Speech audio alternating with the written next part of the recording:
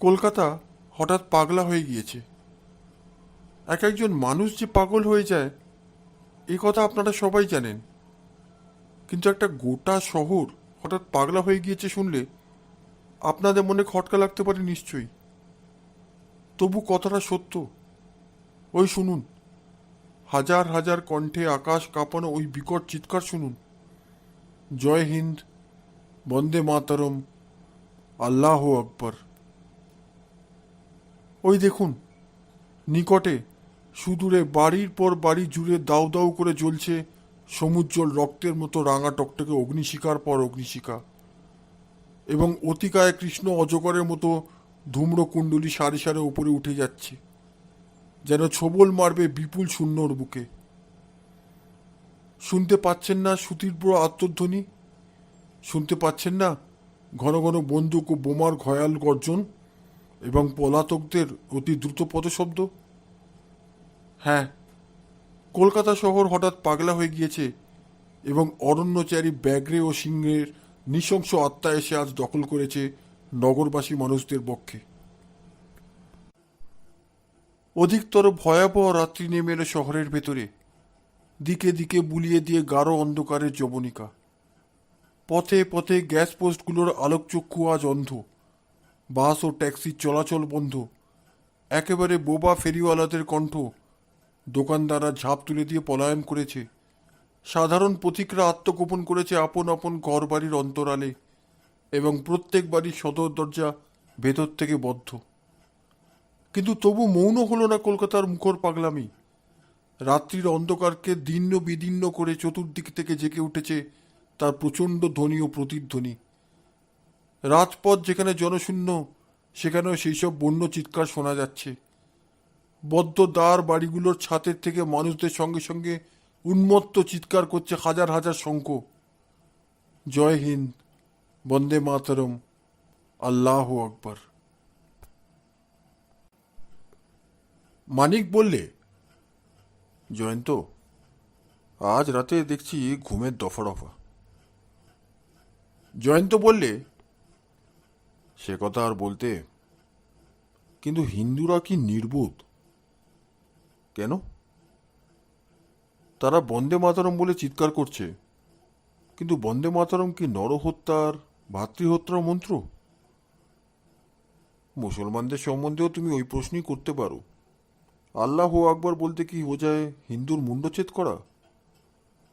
ঠিক বলেছ মানিক, আজ একসঙ্গে হিন্দু আর মুসলমানদের মাথা খারাপ হয়ে গেছে। আর সারা রাত জেগে এইসব চিৎকার শুনতে শুনতে সকাল অবধি আমাদেরও মাথা হয়তো ঠিক থাকবে না। তাহলে দুই কানে তুলো গুজবার চেষ্টা করব।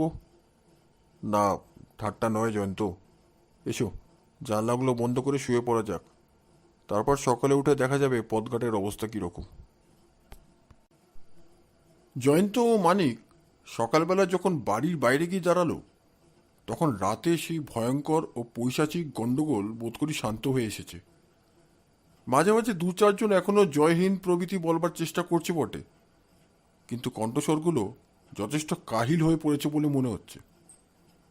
তবে তরুণ সূর্যের সোনালি হাসির ভেতরেও চারিদিকে বিরাজ করছে কেমন একটা থমথমে অপার্থিব ভাব। আগে প্রতিদিনই যারা নরহত্যা করবার ব্রত নিয়ে জনমূল পথে পথে দিক বিদিক জ্ঞান হারার মতন ছুটোছুটি করে বেড়াতো, সেই ট্রাম বাস ট্যাক্সির দল এখনও সাহস সঞ্চয় করে আত্মপ্রকাশ করতে পারেনি। যে দু একখানা মোটর দেখা যাচ্ছে, তা হয় ডাক্তার মার্কার আশ্রয় নিয়েছে, নয় বহন করেছে পুলিশের লাল পাগড়িওয়ালাদের। জায়গায় জায়গায় দেখা যাচ্ছে ছোট বড় জনতা। সেখানে সবাই কথা বলছে উত্তেজিতভাবে, এবং অনেকেরই হাতে রয়েছে ছোড়া, ভোজালি, লোহার ডান্ডা, পাইপ বাঁশি এবং এমন সব পলকা লাঠি বা বাখারি, একটা বেড়াল মারতে গেলেও যা ভেঙে টুকরো টুকরো হয়ে যেতে পারে। মাঝে মাঝে হঠাৎ দলে দলে লোক উদ্ভ্রান্তের মতন ছুটতে শুরু করছে ঊর্ধ্বশ্বাসে। মানিক একটা ছুটন্ত লোকের হাত ধরে ফেলে সুদলে, আরে মশাই, ব্যাপার কি? জানি না মশাই, জানি না। তবে এত ছুটছেন কেন? সবাই ছুটছে, তাই ছুটছি আমি। ইচ্ছা করলে আপনি ছুটতে পারেন। না, আমার সে ইচ্ছে নেই। আপনি ছুটুন, যত জোরে পারেন ছুটুন, প্রাণপণে ছুটুন।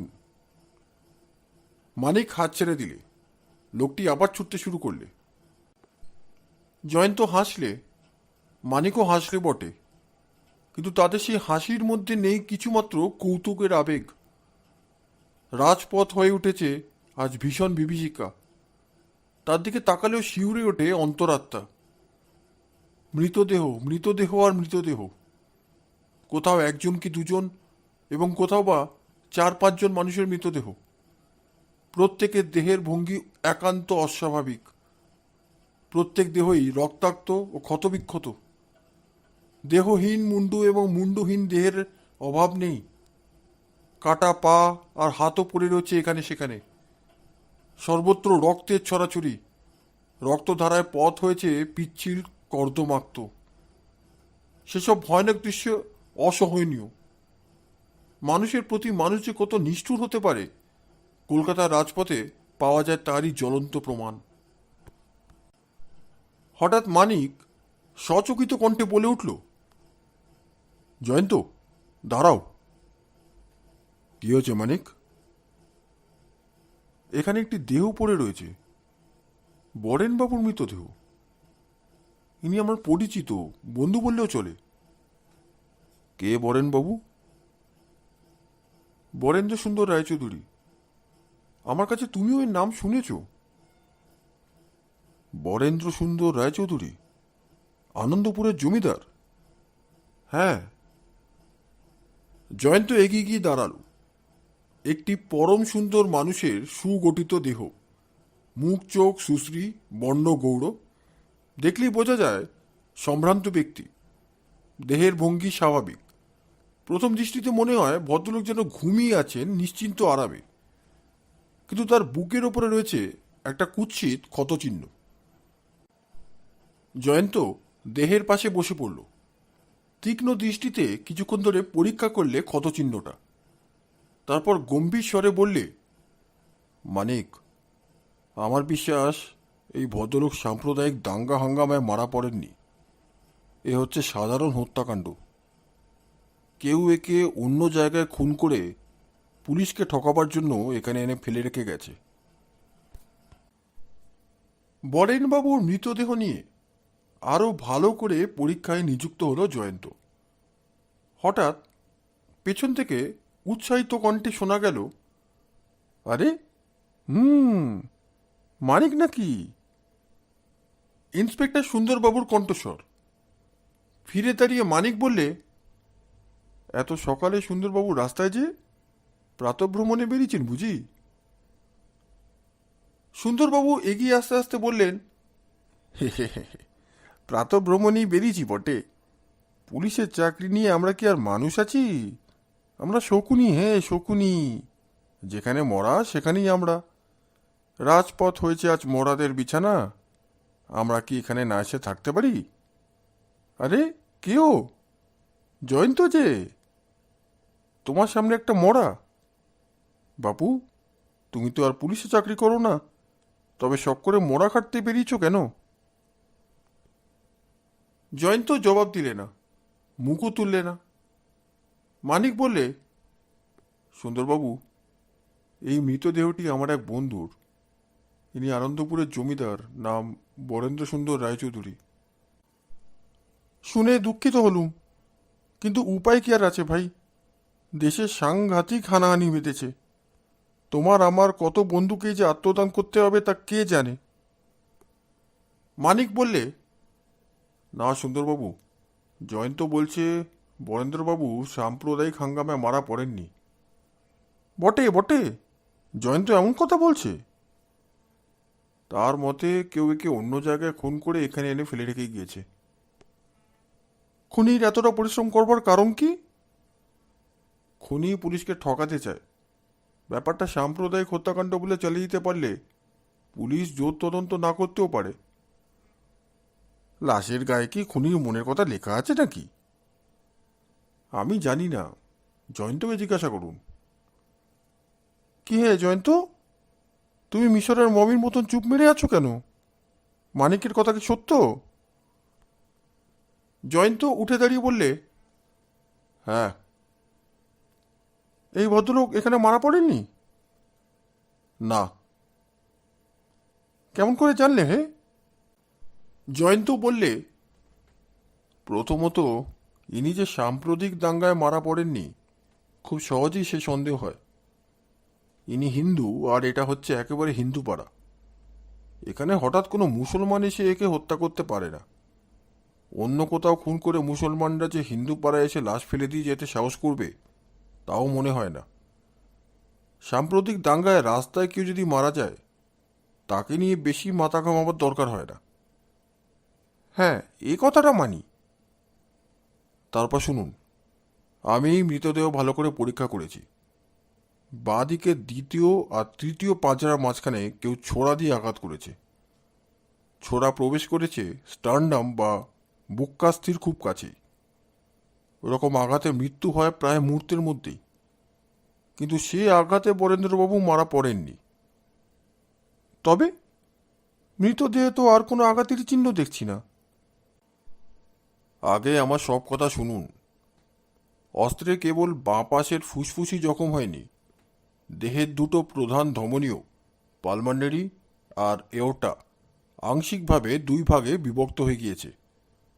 অত তাড়াতাড়ি মৃত্যুর কারণ তাই। এটা তো আত্মহত্যার মামলাও হতে পারে। পারে। মৃত্যু হয় যেখানে কয়েক মুহূর্তের মধ্যে, আত্মঘাতীর অস্ত্র সেখানে হয় ক্ষতস্থানে, নয় হাতের মুঠোর মধ্যে, নয় দেহের আশেপাশে কোথাও পাওয়া যায়। কিন্তু এখানে কোনো অস্ত্রই দেখতে পাচ্ছি না। সুতরাং এটা আত্মহত্যার মামলা হতেই পারে না। মৃত্যু হয়েছে রাস্তায়, যদি কোনো পথিক ছোড়াখানা কুড়িয়ে নিয়ে গিয়ে থাকে। প্রশ্নটা যুক্তিসঙ্গত। আদালতে এমন প্রশ্ন উঠতে পারে, কিন্তু বর্তমান ক্ষেত্রে এমন প্রশ্ন উঠবার সুযোগ নেই। কারণটা বলছি। ক্ষতস্থানটা দেখুন। জীবন্ত চামড়া হয় সংকুচিত, মৃতদেহের ত্বক সংকুচিত হয় না, তাই ক্ষতস্থানের ফাঁকও বড় হতে পারে না। এই দেহটার ক্ষতস্থানের মুখ কীরকম সংকীর্ণ দেখছেন তো? এর দ্বারা কি প্রমাণিত হয়? সুন্দরবাবু সন্দিগ্ধভাবে বললেন, তুমি কি বলতে চাও জয়ন্ত? এই ভদ্রলোকের মৃত্যুর পর হত্যাকারী মৃতদেহের উপর হস্তাঘাত করেছে? ঠিক তাই। আরও প্রমাণের অভাব নেই। জীবন্ত দেহের ক্ষতস্থান রক্তে পরিপূর্ণ হয়ে যায়, জামা কাপড়ও হয় রক্তে আরক্ত। কিন্তু এই ক্ষতটা দেখুন, এর উপরে রক্ত জমাট হয়ে নেই। জামা কাপড়েও রক্তের দাগ নেই বললেও চলে। তোমার আর কিছু বলবার আছে? আগেই বলেছি, খনির অস্ত্র দেহের দুটি প্রধান ধমনী দুই ভাগে বিভক্ত করে দিয়েছে। জীবন্ত অবস্থায় এই নাড়ি পরিপূর্ণ হয়ে থাকে প্রবাহমান রক্তধারায়। মৃত্যুর পর এই ধমনী দুটো প্রায় রক্তশূন্য হয়ে যায়। সুতরাং বরেনবাবু বেঁচে থাকতে যদি কেউ তার বুকে অস্ত্রাঘাত করত, তাহলে যে কোটরের ভেতরে এই দুটো ধমনী আছে তা রক্তে পরিপূর্ণ হয়ে যেত। কিন্তু এক্ষেত্রে দেখছি রক্ত আছে যৎসামান্য, নগণ্য বললেও চলে। সুন্দরবাবু তার বিখ্যাত টাক চুলকোতে চুলকোতে বললেন, খুনি মরার ওপরে করেছে খড়গাঘাত। নিশ্চয়ই। কিন্তু কেন? লোকের চোখে ধুলো দেবার জন্যে। বরেনবাবুর সব ব্যবচ্ছেদ করলেই খুব সম্ভব জানা যাবে যে আগে তাকে বিষ প্রয়োগ করে হত্যা করা হয়েছে। খুনি তারপর মরার ওপরে ছোড়া মেরে লাশটাকে রাস্তায় বয়ে বয়ে এনে ফেলে রেখে গেছে। এখন সাম্প্রদায়িক দাঙ্গা চলছে, বীভৎস সমারোহে, শহরের পথে পথে মৃতদেহের ছড়াছড়ি। পুলিশ বিশেষভাবে কোনো মৃতদেহ নিয়ে তদন্ত করবে না, লাশগুলোকে গাদায় ফেলে শ্মশানে বা গোরস্থানে পাঠিয়ে দেবে। এক্ষেত্রে হয়তো এর বেশি কিছুই হবে না। সুন্দরবাবু, এই খুনি বা খুনিরা অত্যন্ত সুচতুর, তাই। জয়ন্তের কথা শেষ হতে না হতেই খানিক তফাতে উঠল বিষম গণ্ডগোল। দলে দলে লোক চারদিকে প্রাণপণে ছুটোছুটি করে পালাতে লাগলো পাগলের মতো। আবার একদল লোক লাঠি ও অন্যান্য অস্ত্রশস্ত্র নিয়ে আস্ফালন করতে করতে বেগে ধাবমান হলো একদিকে।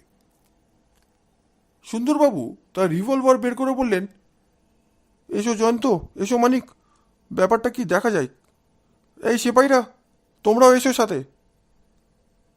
কিন্তু খানিক দূর অগ্রসর হয়ে দেখা গেল ব্যাপারটা সেরকম কিছুই নয়। দুটো ষাঁড় লড়াই করছে, তাই দেখে কয়েকজন ছুটে নিরাপদ ব্যবধানে সরিয়ে আসবার চেষ্টা করছে, এবং সঙ্গে সঙ্গে রাজপথের বিপুল জনতা অকারণ আতঙ্কে অভিভূত হয়ে সৃষ্টি করছে এই মিথ্যে বিভীষিকা।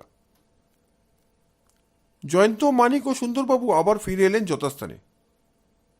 মানিক সবিস্ময়ে বললে, এ কি, বরেনবাবুর মৃতদেহ কোথায়? জয়ন্ত তিক্ত হেসে বললে, তোমার প্রশ্নের উত্তর খুব সোজা। খুনিরা এখানেই হাজির ছিল, তাদের ভুল হয়েছে দেখে প্রথম সুযোগেই লাশ সরিয়ে ফেলেছে। সুন্দরবাবু হতভম্বের মতো বললেন, 2 মিনিট পিছু ফিরতে না ফিরতেই সদর রাস্তা থেকে লাশ লোপাট? এমন আজব ব্যাপার আমি এটাকে কখনো দেখিনি বাবা। মানিক বললে, আমরা যখন বরেনবাবুর মৃতদেহের কাছে দাঁড়িয়ে কথা বলছিলাম, তখন সেখানে বেশ একটা ছোটোখাটো জটলা সৃষ্টি হয়েছিল। লাশ যারা সরিয়েছে তারা সেই জটলার ভেতর ছিলই বখন সন্দেহ হচ্ছে। জয়ন্ত বললে, সন্দেহ নয় মানিক, এটাই হচ্ছে সত্য। আচ্ছা, তুমি কি সেই ভিড়টা লক্ষ্য করেছিলে? না, বরেনবাবুর মৃতদেহে আমি এতটা অভিভূত হয়ে গেছিলাম, সে অন্যদিকে লক্ষ্য করবার মতন মনের অবস্থা ছিল না। আমি লক্ষ্য করেছিলাম, ভিড়ের ভেতরে ছিল 3জন কালো চশমা পরা লোক। সুন্দরবাবু বললেন, আরে কালো চশমা পরা লোক দেখলেই সন্দেহ করতে হবে, এমন কথার কোনো মানেই হয় না। এই তো আমি এখন কালো চশমা পরে আছি, কিন্তু তুমি কি বলতে চাও আমি হচ্ছি সন্দেহজনক ব্যক্তি? মানিক ভুরু নামিয়ে বললে, হ্যাঁ, আমি ঠিক ওই কথাটাই বলতে চাই। মানে? পুলিশের লোক বললেই বুঝতে হবে পয়লা নম্বরের সন্দেহজনক ব্যক্তি। সুন্দরবাবু হুঙ্কার দিয়ে বলে উঠলেন, চোপড়াও মানিক, চোপড়াও। খামোকার টিপ্পনি কেটে চটাবার চেষ্টা করো না, বাজে ফাজলামি ভালো নয়। পারো তো কাজের কথা বলো।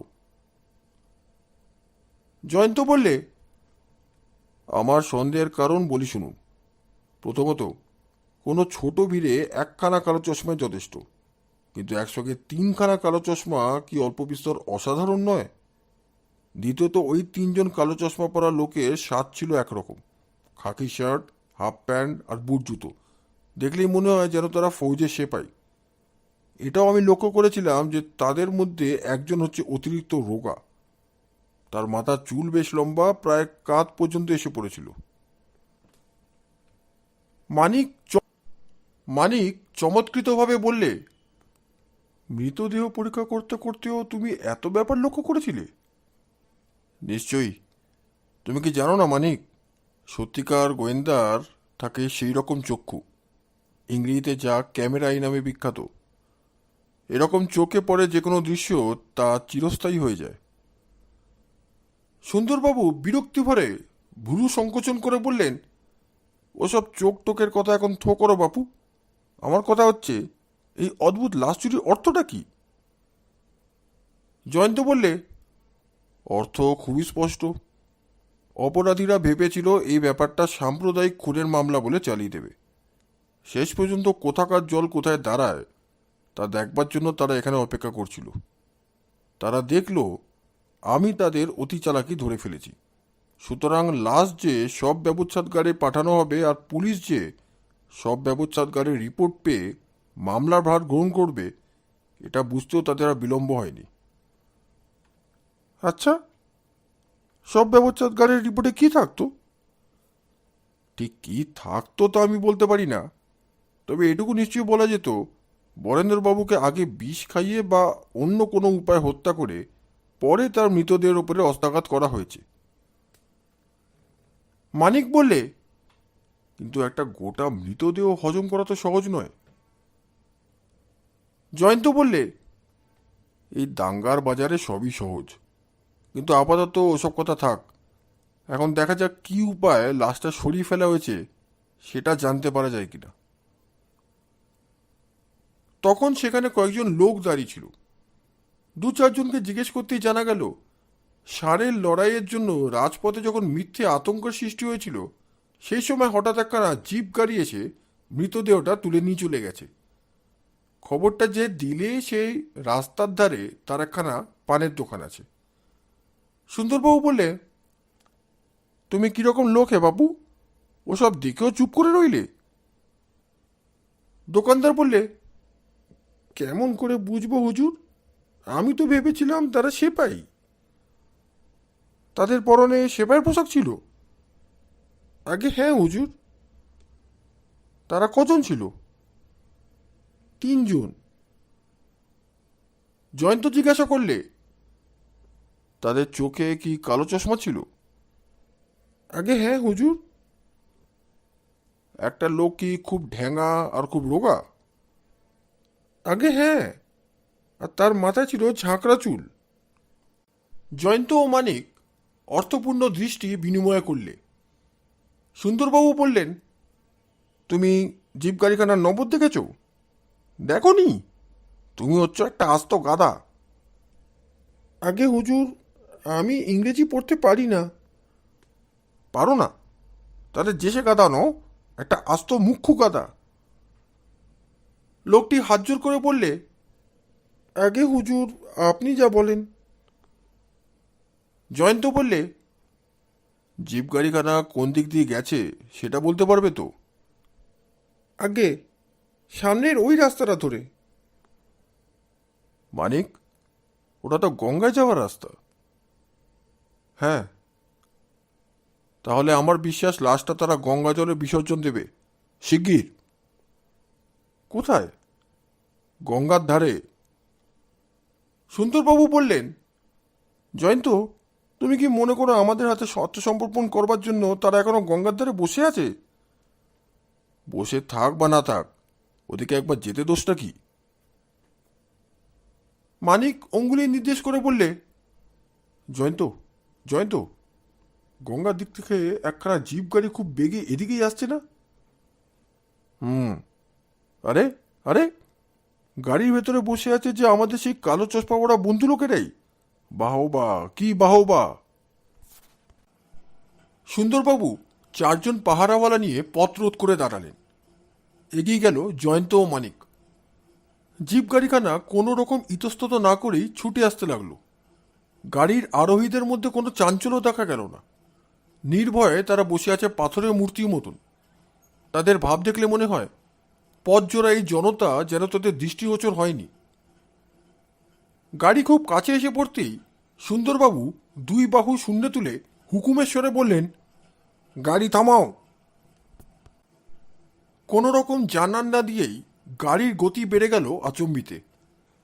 পাঞ্জাব মেলের ইঞ্জিনকে হার মানিয়ে গাড়িখানা এমন অপ্রত্যাশিতভাবে ভোবো দৌড় মারলে যে সুন্দরবাবু প্রাণ বাঁচাবার জন্য পিছন দিকে মস্ত এক লম্ফ ত্যাগ করে নিজের বিপুল ভুঁড়ির ভারে টালকে দরম করে মাটিতে পড়ে গেলেন। জয়ন্ত, মানিক এবং অন্যান্য লোকেরাও কোনো গতিকে গাড়ি চাপা পড়তে পড়তে বেঁচে গেল এ যাত্রা। চোখের ফলক ফেলতে না ফেলতেই রিভলভার বার করে জয়ন্ত ফিরে দাঁড়ালো এবং সেই উল্কা গতিতে ধাবমান জিপ গাড়ির টায়ার লক্ষ্য করে বার কয়েক গুলি ছুড়ল। কিন্তু জিপখানা এক মুহূর্তের মধ্যেই রিভলভারের নাগালের বাইরে গিয়ে পড়েছে এবং পর মুহূর্তেই মোড় ফিরে চলে গেল একেবারে চোখের আড়ালে। মানিক বললে, আমি কিন্তু গাড়িটার নম্বর দেখে নিয়েছি। জয়ন্ত বললে, নম্বর হয়তো কোনো কাজেই লাগবে না, খুব সম্ভব ওরা আসল নম্বর ব্যবহার করেনি। সুন্দরবাবু তখন উঠে পথের ওপরে 2 পা ছড়িয়ে বসে আছেন। কাতর মুখে তিনি মাথার দিকটায় হাত বুলিয়ে হাতখানা চোখের সামনে ধরে করুণ স্বরে বললেন, ভেবেছিলাম মাথাটা ফেটে গেছে, এখন দেখছি ফাটেও নি, রক্তও পড়ছে না।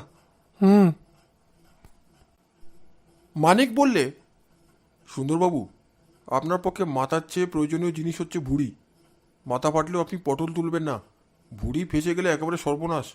দেখুন দেখুন, সব জায়গায় ভুঁড়িটা পরীক্ষা করে দেখুন। চেষ্টা করে রাগ সামলে সুন্দরবাবু বললেন, থামো এ ফাজিল, থামো। আমার ভুঁড়ির ভাবনা ভেবে তোমাকে আর মাথা ব্যথা করতে হবে না, নিজের চরকায় তেল দাও। মানিক বললে, চরকা? আমার চরকা নেই। আমি গান্ধীজিকে মানি বটে, কিন্তু তার চরকা মানি না। তা মানবে কেন? তোমরা আজকালকার ছেলেরা তো কমিউনিস্ট। কমিউনিস্ট কাদের বলে সুন্দরবাবু? আমাদের নেতাদের বক্তৃতা শুনলে মনে হয় আগেকার টেররিস্টরাই এখন হয়ে দাঁড়িয়েছে কমিউনিস্ট। একথা কি সত্য? যাও ছোকরা যাও, মরছি নিজের গায়ের ব্যথায়, এখন উনি এলেন রাজনীতি আলোচনা করতে। বলতে বলতে উঠে দাঁড়ালেন সুন্দরবাবু। জয়ন্ত বললে, বাজে কথা ছাড়ো, আমার কথা জবাব দাও মানিক। তুমি বরেনবাবুর বাড়ি চেনো? নিশ্চয় চিনি, তিনি যে আমার বন্ধু। চন্দ্রকান্ত রোডে জায়গা কিনে তিনি একখানা নতুন বাড়ি তৈরি করেছিলেন। বাড়িখানার কেবল একতলাই বাসযোগ্য হয়েছে। যুদ্ধের বাজারে মালপত্র দুষ্প্রাপ্য হওয়াতে দোতলা আর তেতলা এখনো সম্পূর্ণ হয়নি। বরেনবাবু আপাতত একতলাতেই বাস করতেন।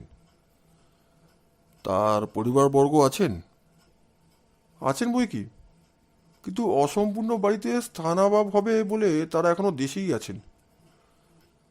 তাহলে কলকাতার এই বাড়িতে বরেনবাবু একলাই থাকতেন? না, ঠিক একলা নয়। ঠিকে জি আর পাচক কাজকর্ম সেরে চলে যেত। বাড়িতে সর্বদাই থাকতো নিধিরাম। সে বরেনবাবুর পুরনো বেয়ারা, খুব বিশ্বাসী। বরেনবাবু কি বেশ বড় জমিদার? খুব বড় নয়, খুব ছোটও নয়, মাঝারি। তার আয় কত জানো? ঠিক জানি না, তবে লোকের মুখে শুনেছি তার মাসিক আয় বোধহয় 1,006 টাকার কম ছিল না। জয়ন্ত মিনিটখানেক একেবারে চুপ, তারপর বললে, আচ্ছা, বরেনবাবুর সম্বন্ধে বাকি কথা পরে জানলেও চলবে। আপাতত আর সময় নষ্ট করে লাভ নেই, আমাকে বরেনবাবুর বাড়িতে নিয়ে চলো। সুন্দরবাবু আমাদের সঙ্গে আসবেন নাকি? সুন্দরবাবু নাচারভাবে বললেন, আচারকে বেদম হয়ে পড়েছি। এটা আমার মামলা নয়, যাওয়ার খুব ইচ্ছে নেই, তবে তুমি যখন বলছো। সকলে পা চালিয়ে দিলে। সেখান থেকে চন্দ্রকান্ত রোড খুব বেশি দূর নয়। বরেনবাবুর নবনির্মিত অসম্পূর্ণ বাড়ি। একতলার কোনো কাজ বাকি নেই, এমনকি সার্সি খড়খড়িতে রং পর্যন্ত লাগানো হয়েছে। দোতলায় ইট চুন সুরকির কাজ শেষ হয়েছে বটে, রঙের মিস্ত্রি এখনও সেখানে হাত লাগায়নি। কিন্তু তেতলার অধিকাংশ কাজই এখনও অসমাপ্ত। বাড়ির সামনে নিচে থেকে দোতলা পর্যন্ত দাঁড় করানো হয়েছে বাসের ভাড়া। সমস্তটার উপরে একবার চোখ বুলিয়ে জয়ন্ত বললে, দেখছি বাড়িখানা এখনও অরক্ষিত অবস্থাতেই আছে। ওই ভাড়া বেয়ে বাইরে যে কোনো লোক বাড়ির ভেতরে ঢুকতে পারে। এমন বাড়িতে বাস করা উচিত নয়। সদর দরজার কাছে দাঁড়িয়ে মানিক ডাক দিলে, নিধিরাম, ও নিধিরাম। একজন মাঝবয়সী লোক বাইরে এসে দাঁড়ালো। রং প্রায় কালো, হৃষ্টপুষ্ট গড়ন, খালি গা খালি পা, কিন্তু তার মুখের ভাব দুশ্চিন্তাগ্রস্ত। মানিককে দেখেই সে ব্যগ্রভাবে বললেন, মানিকবাবু এসেছেন? আপনি বলতে পারেন আমাদের বাবু কোথায় আছে? মানিক বললে, ব্যস্ত হয়ে না নিধিরাম, সব কথা পরে বলছি, আগে তুমি সব কথা খুলে বলো দেখি। নিধিরাম প্রথমে পাহারাওয়ালাদের দিকে সন্দেহপূর্ণ দৃষ্টি নিক্ষেপ করলে, তারপর বললে, কাল রাত 10টার পর খাওয়া দাওয়া সেরে বাবু তার ঘরের ভিতরে শুতে যান, আমিও খেয়ে দিয়ে শুয়ে পড়ি। তারপর আজ ভোরে উঠে এসে দেখি বাবুর ঘরের দরজা খোলা, বাবুও ঘরের ভেতরে নেই। বাবু তো বেলা 8টার আগে বিছানা ছেড়ে ওঠেন না, আজ এত সকালে তার ঘুম ভেঙেছে দেখে অবাক হয়ে গেলাম। সদর দরজাটাও খোলা থেকে বুঝলাম তিনি নিশ্চয়ই বাড়ির বাইরে বেরিয়েছেন। কিন্তু মানিকবাবু, এখন বেলা 12টা বেজে গেছে, এখনো বাবু বাড়িতে ফিরে আসেননি। আপনি কি বাবুর খবর জানেন? আপনার সঙ্গে পুলিশ কেন? বাবু কি কোনো বিপদে পড়েছেন? জয়ন্ত এগিয়ে গিয়ে বললে, সে কথা পরে হবে নিধিরাম, এখন বাবুর শোয়ার ঘরে আমাদের নিয়ে চলো দেখি। নিধিরাম রাস্তার ধারে একখানা ঘরের দিকে অঙ্গুলি নির্দেশ করে বললেন, বাড়ির ওপরটা তো এখনো তৈরি হয়নি, বাবু তাই ওই বৈঠকখানাতেই শুয়ে রাত কাটিয়ে দেন। বেশ, তাহলে আমরা ওই ঘরখানাই একবার দেখতে চাই। নিধিরামের পেছনে পেছনে সকলে সদর দরজা দিয়ে বাড়িতে ঢুকে বৈঠকখানার ভেতরে প্রবেশ করলে। বেশ বড়সড় ঘর, মেঝের ওপরে কার্পেট পাতা, দিকে দিকে টেবিল, চেয়ার, সোফা, কৌচ, দুটো বইয়ের আলমারি, দুদিকে দেওয়ালে গায়ে দুখানা ফ্রেমে বাঁধানো বড় আয়না, ঘরের এক কোণে একখানা ক্যাম্প খাট পাতা। জয়ন্ত জিজ্ঞেস করলে, তোমার বাবু কি ওই খাটেই শুতেন? নিধিরাম বললে, আজ্ঞে হ্যাঁ। জয়ন্ত পায়ে পায়ে এগিয়ে চলল সেদিকে। অকস্মাৎ সকলকে চমকে দিয়ে ঘরের ভেতরে দুম করে একটা অদ্ভুত শব্দ হলো, এবং সঙ্গে সঙ্গে এখানে ওখানে দেখা গেল অভাবিত অগ্নিশিখার আরক্ত নৃত্য। প্রথমেই দাঁড়িয়ে ছিল জয়ন্ত, তার পেছনে নিধিরাম, তার পেছনে একসঙ্গে সুন্দরবাবু ও মানিক। বিদ্যুৎ বেগে ফিরে দাঁড়িয়ে জয়ন্ত তার বলিষ্ঠ বাহুর দ্বারা প্রায় একসঙ্গে তাদের তিনজনকে মারলে এমন প্রচণ্ড ধাক্কা যে ঘরের দরজার ভেতর দিয়ে ঠিকরে তারা হুড়মুড় করে একেবারে বাইরে গিয়ে আছাড় খেয়ে পড়ল। পড়তে পড়তেই মানিককে সচকিত দৃষ্টি দেখলে তার পাশে শূন্য পথে এসে হাজির হলো জয়ন্তের দেহ। মাটিতে পড়েই জয়ন্ত ও মানিক আবার দাঁড়িয়ে উঠল চোখের নিমেষে। বরেনবাবুর বৈঠকখানার ভেতরটা তখন পরিণত হয়েছে একটা বিশাল চুল্লিতে। হু হু রাঙা আগুন এবং কালো কুচকুচে ধোঁয়া ঘরের ভেতরটা একেবারে আচ্ছন্ন করে ফেলেছে, এবং দরজা জানলার ভেতর দিয়েও বাইরে বেরিয়ে আসছে ক্রুদ্ধ লকলকে অগ্নিশিখার পর অগ্নিশিখা, ধোঁয়াকুণ্ডুলির পর ধোঁয়াকুণ্ডুলি। চারিদিকে এমন ভীষণ উত্তাপ যে সেই ভয়াবহ অগ্নিগৃহের বাইরে থেকেও সকলের দেহ যেন পুড়ে ঝলসে যাওয়ার মতন। জয়ন্ত চিৎকার করে ডাকলে, সুন্দরবাবু, শিগগির বাড়ির বাইরে বেরিয়ে চলুন। তখনও সুন্দরবাবু মাটিতে পড়ে আছেন। দু একবার উঠবার জন্য ব্যর্থ চেষ্টা করে যন্ত্রণা বিকৃত কণ্ঠে বলে উঠলেন, কোমর ভেঙে গেছে, আমার কোমর ভেঙে গেছে, আমি আর উঠতে পারছি না যে। জয়ন্ত ও মানিক তখন সুন্দরবাবুকে চ্যাংদলা করে বাড়ির বাইরে নিয়ে এলো। নিধিরাম এর মধ্যেই পালিয়ে রাস্তায় গিয়ে হাজির হয়েছিল। জয়ন্ত বললে, মানিক, দৌড়ে গিয়ে ফায়ার ব্রিগেডকে ফোন করে দাও। দেখতে দেখতে রাস্তায় জমে উঠল প্রকাণ্ড জনতা। এমন হৈ হৈ শুরু হয়ে গেল যে কান পাতা দেয়। ছুটোছুটি, হুড়োহুড়ি, ঠেলাঠেলি, সকলের ইচ্ছা আরও কাছে আসে, কিন্তু আগুনের আরও কাছে আসা অসম্ভব। ফোন করে এসে মানিক হাঁপাতে হাঁপাতে বললে, ভাই জয়ন্ত, ব্যাপার দেখে তো হতভম্ব হয়ে গেছি। কেমন করে হলো কিছু বুঝতে পারছি না। প্রথমে আমিও ভ্যাবাচ্যাকা খেয়ে গেছিলাম, তবে অগ্নিকাণ্ডের এক মুহূর্ত আগেই আমার সজাগ চোখ দেখেছিল একটা দৃশ্য, আর আমার সজাগ কান শুনেছিল একটা শব্দ। সঙ্গে সঙ্গে আমিও সাবধান হতে পেরেছিলাম, নইলে এতক্ষণে আমরা কেউই প্রাণে বাঁচতাম না। আমি কিছুই দেখতে পাইনি, তবে একটা শব্দ শুনেছিলাম বটে। তুমি কিছুই দেখতে পাওনি না মানিক? এটাই বোঝা যাচ্ছে আমার সঙ্গে সঙ্গে থেকেও তুমি এখনো পুরোপুরি গোয়েন্দা হতে পারোনি। আদর্শ গোয়েন্দার প্রধান কর্তব্য হচ্ছে সর্বদা সব দিকে পঞ্চেন্দ্রিয়কে সতর্ক বা জাগ্রত রাখা। আমি কি দেখেছিলাম জানো? কি বলো? অতর্কিত একটা মূর্তি দরজার সামনে আবির্ভূত হলো, সেই কালো চশমা আর খাকি পোশাক পরা মূর্তি। পর মুহূর্তে সে একটা কাঁচের জাগ সজোরে ঘরের ভেতরে নিক্ষেপ করলে। জাগটার মুখের কাছটা জ্বলন্ত। জ্বলন্ত কাঁচের জাগ? হ্যাঁ। আচ্ছা মানিক, তুমি কোনো গন্ধ পাওনি? গন্ধ পাওয়ার সময় দিলে কই, যে হাড় ভাঙা ধাক্কা মেরেছি রে। ধাক্কা না মারলে তোমরা যে বাঁচতে না ভাই। কিন্তু গন্ধের কথা কি বলছো? আমি একটা গন্ধ পেয়েছি, গ্যাসোলিনের গন্ধ। মানিককে জিজ্ঞাসা করতে যাচ্ছিল, এমন সময় ফায়ার ব্রিগেডের গাড়ি এসে পড়ল। বরেনবাবুর বাড়ি তখন জ্বলছে দাউ দাউ করে। শত শত অগ্নিশিখা তখন রক্তসর্পের মতন শোষো করে উপরে উঠে যাচ্ছে, যেন আকাশকে ছোবল মারবার জন্যে। জয়ন্ত ডাকলে, সুন্দরবাবু।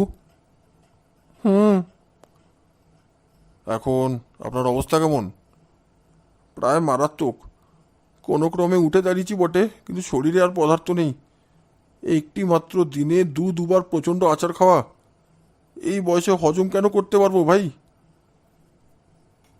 এ বাড়ির ভেতর থেকে আর কোনো রকম সূত্র আবিষ্কারের সম্ভাবনা নেই। অগ্নিদেব সমস্তই নিশ্চিহ্ন না করে ছাড়বেন না। ফায়ার ব্রিগেডের কাজের অসুবিধা হবে, আমরা খানিকটা তফাতে গিয়ে দাঁড়ালেই ভালো হয়। ভিড় ঠেলে তারা অগ্রসর হলো। সুন্দরবাবু বললেন, কাঁচের জ্বলন্ত জাগ, গ্যাসোলিন, এসব কি বলছো জয়ন্ত? আমি যে কিছুই বুঝতে পারছি না। আমরা সাংঘাতিক শত্রু পাল্লায় পড়েছি। তারা পদে পদে আমাদের অনুসরণ করছে।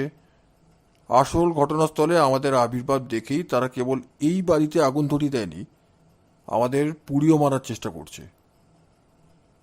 কিন্তু কাঁচের জাগ আর গ্যাসোলিনের গুপ্ত কথাটা কি? মনে করুন আপনি একটা কাঁচের জাগের ভেতরটা গ্যাসোলিন ভর্তি করলেন, তারপর খালি ন্যাকড়া দিয়ে জাগের মুখটা বন্ধ করলেন। ন্যাকড়ার খানিকটা অংশ পোলতের মতন বাইরে বের করে তাতেও ঢেলে দিলেন কিছুটা গ্যাসোলিন। তখন কাঁচের জাগটা পরিণত হলো মারাত্মক বোমায়। সুন্দরবাবু সবিষয়ে বললেন, বোমা? এ বোমা যে ব্যবহার করবে তাকেও রীতিমতো হুঁশিয়ার হয়ে থাকতে হবে। পোলতে অগ্নিসংযোগ করবার পর সময় পাওয়া যাবে মাত্র 2 সেকেন্ড। তার মধ্যে জাগটা নিক্ষেপ করতে না পারলে নিক্ষেপকারীর বিপদের সম্ভাবনা। এমন বিটকেল বোমার কথা তো জীবনে কখনো শুনিনি। শোনা উচিত ছিল। আবিসিনিয়ার আদিবাসীরা ইটালির সঙ্গে যুদ্ধ করবার সময় এই রকম বোমাই ব্যবহার করত। আমি ভাবছি আমাদের মারবার জন্য যে লোকটা জাগ ছুড়েছে তার কোনো ক্ষতি হয়েছে কিনা।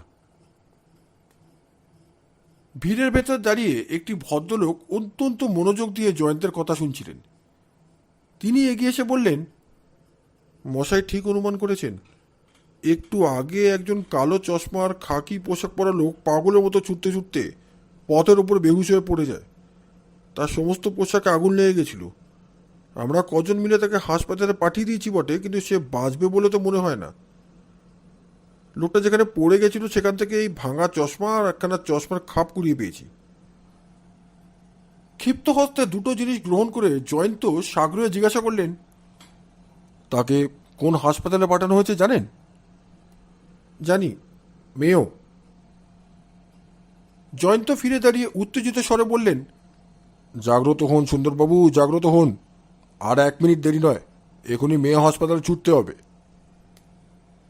সুন্দরবাবু বললেন, বাপ রে বাপ, আজ আমার সব দম বেরিয়ে যাবে দেখছি।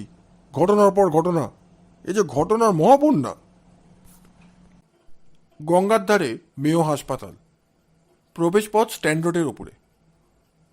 জয়ন্ত হাসপাতালের ভেতরে প্রবেশ করল সদল বলে। সেখানে তাদের জন্য অপেক্ষা করছিল নতুন বিস্ময়। আগুনে পোড়া কোনো লোককে নিয়ে সেদিন কেউ হাসপাতালে আসেনি। বোকার মতো মাথা চুলকাতে লাগলো জয়ন্ত। কোনো হদিশ খুঁজে না পেয়ে আর সকলেও অবাক। প্রথমেই মুখ খুলল মানিকের। সে বললে, আমার কি সন্দেহ হচ্ছে জানো?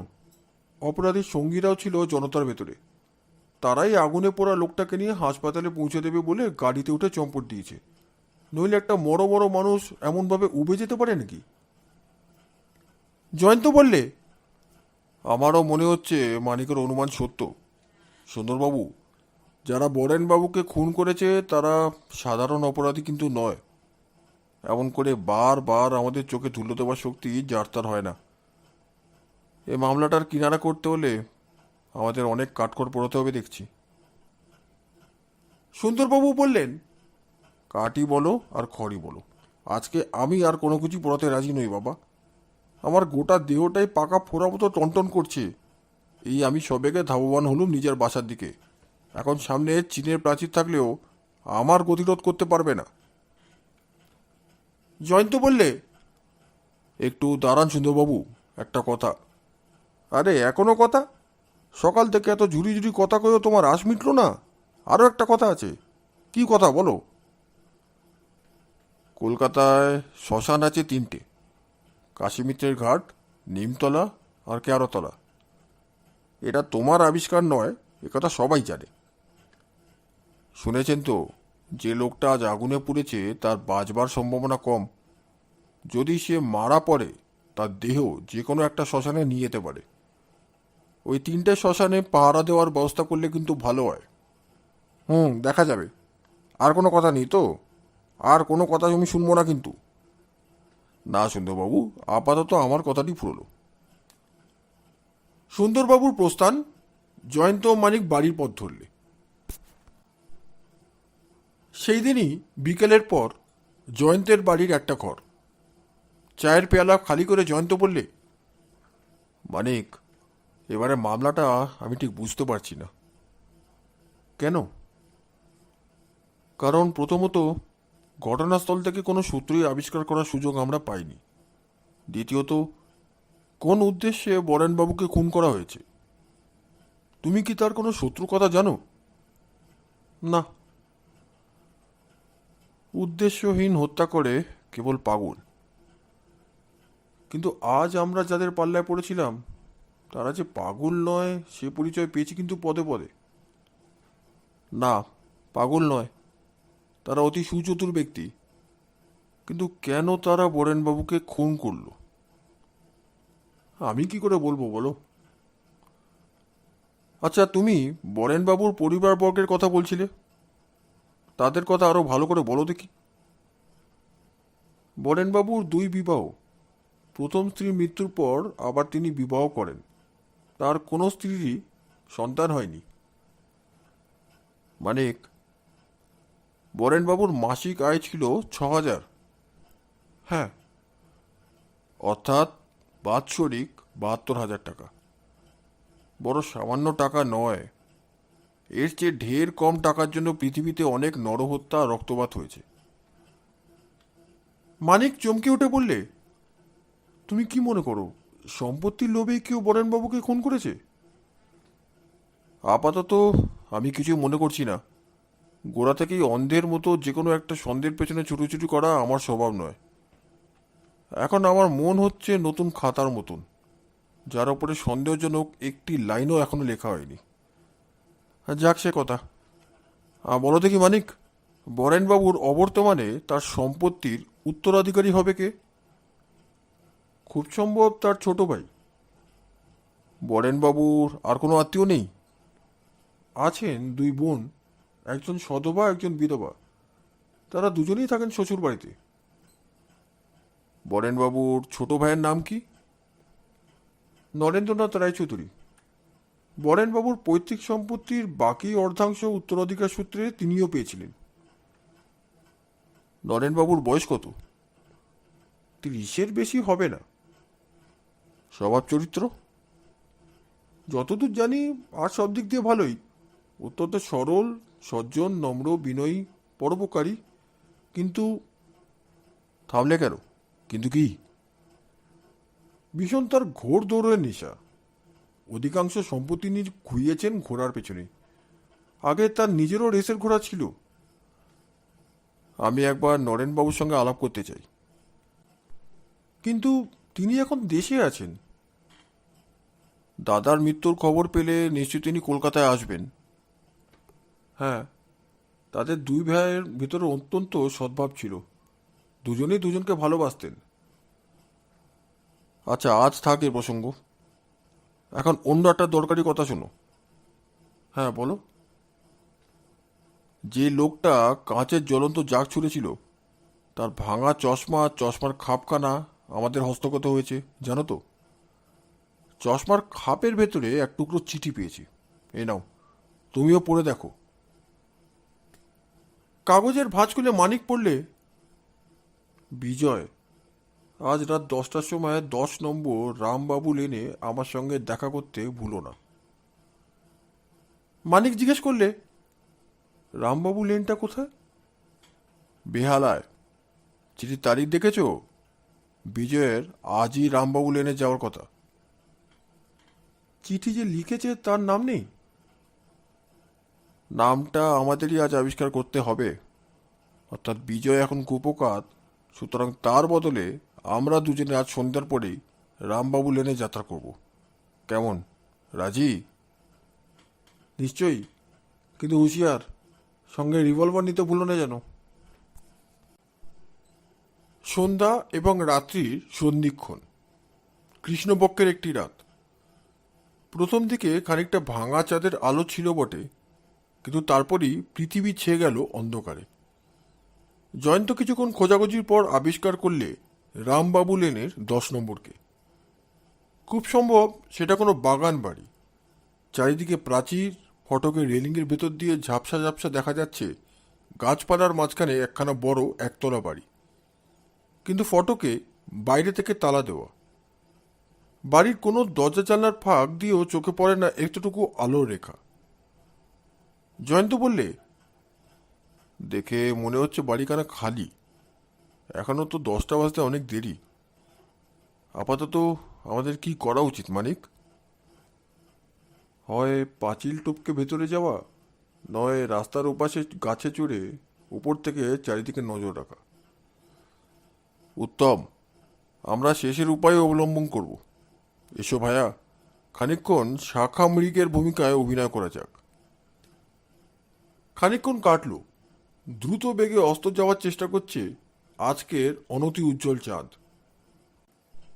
জয়ন্ত বললে, বাদরগুলো আমাদের সঙ্গে বন্ধুত্ব পাতালে না বটে, কিন্তু মশার দল কেমন ছানদে ব্যান্ড বাজিয়ে আমাদের সাদর অভ্যর্থনা জানাচ্ছে দেখো।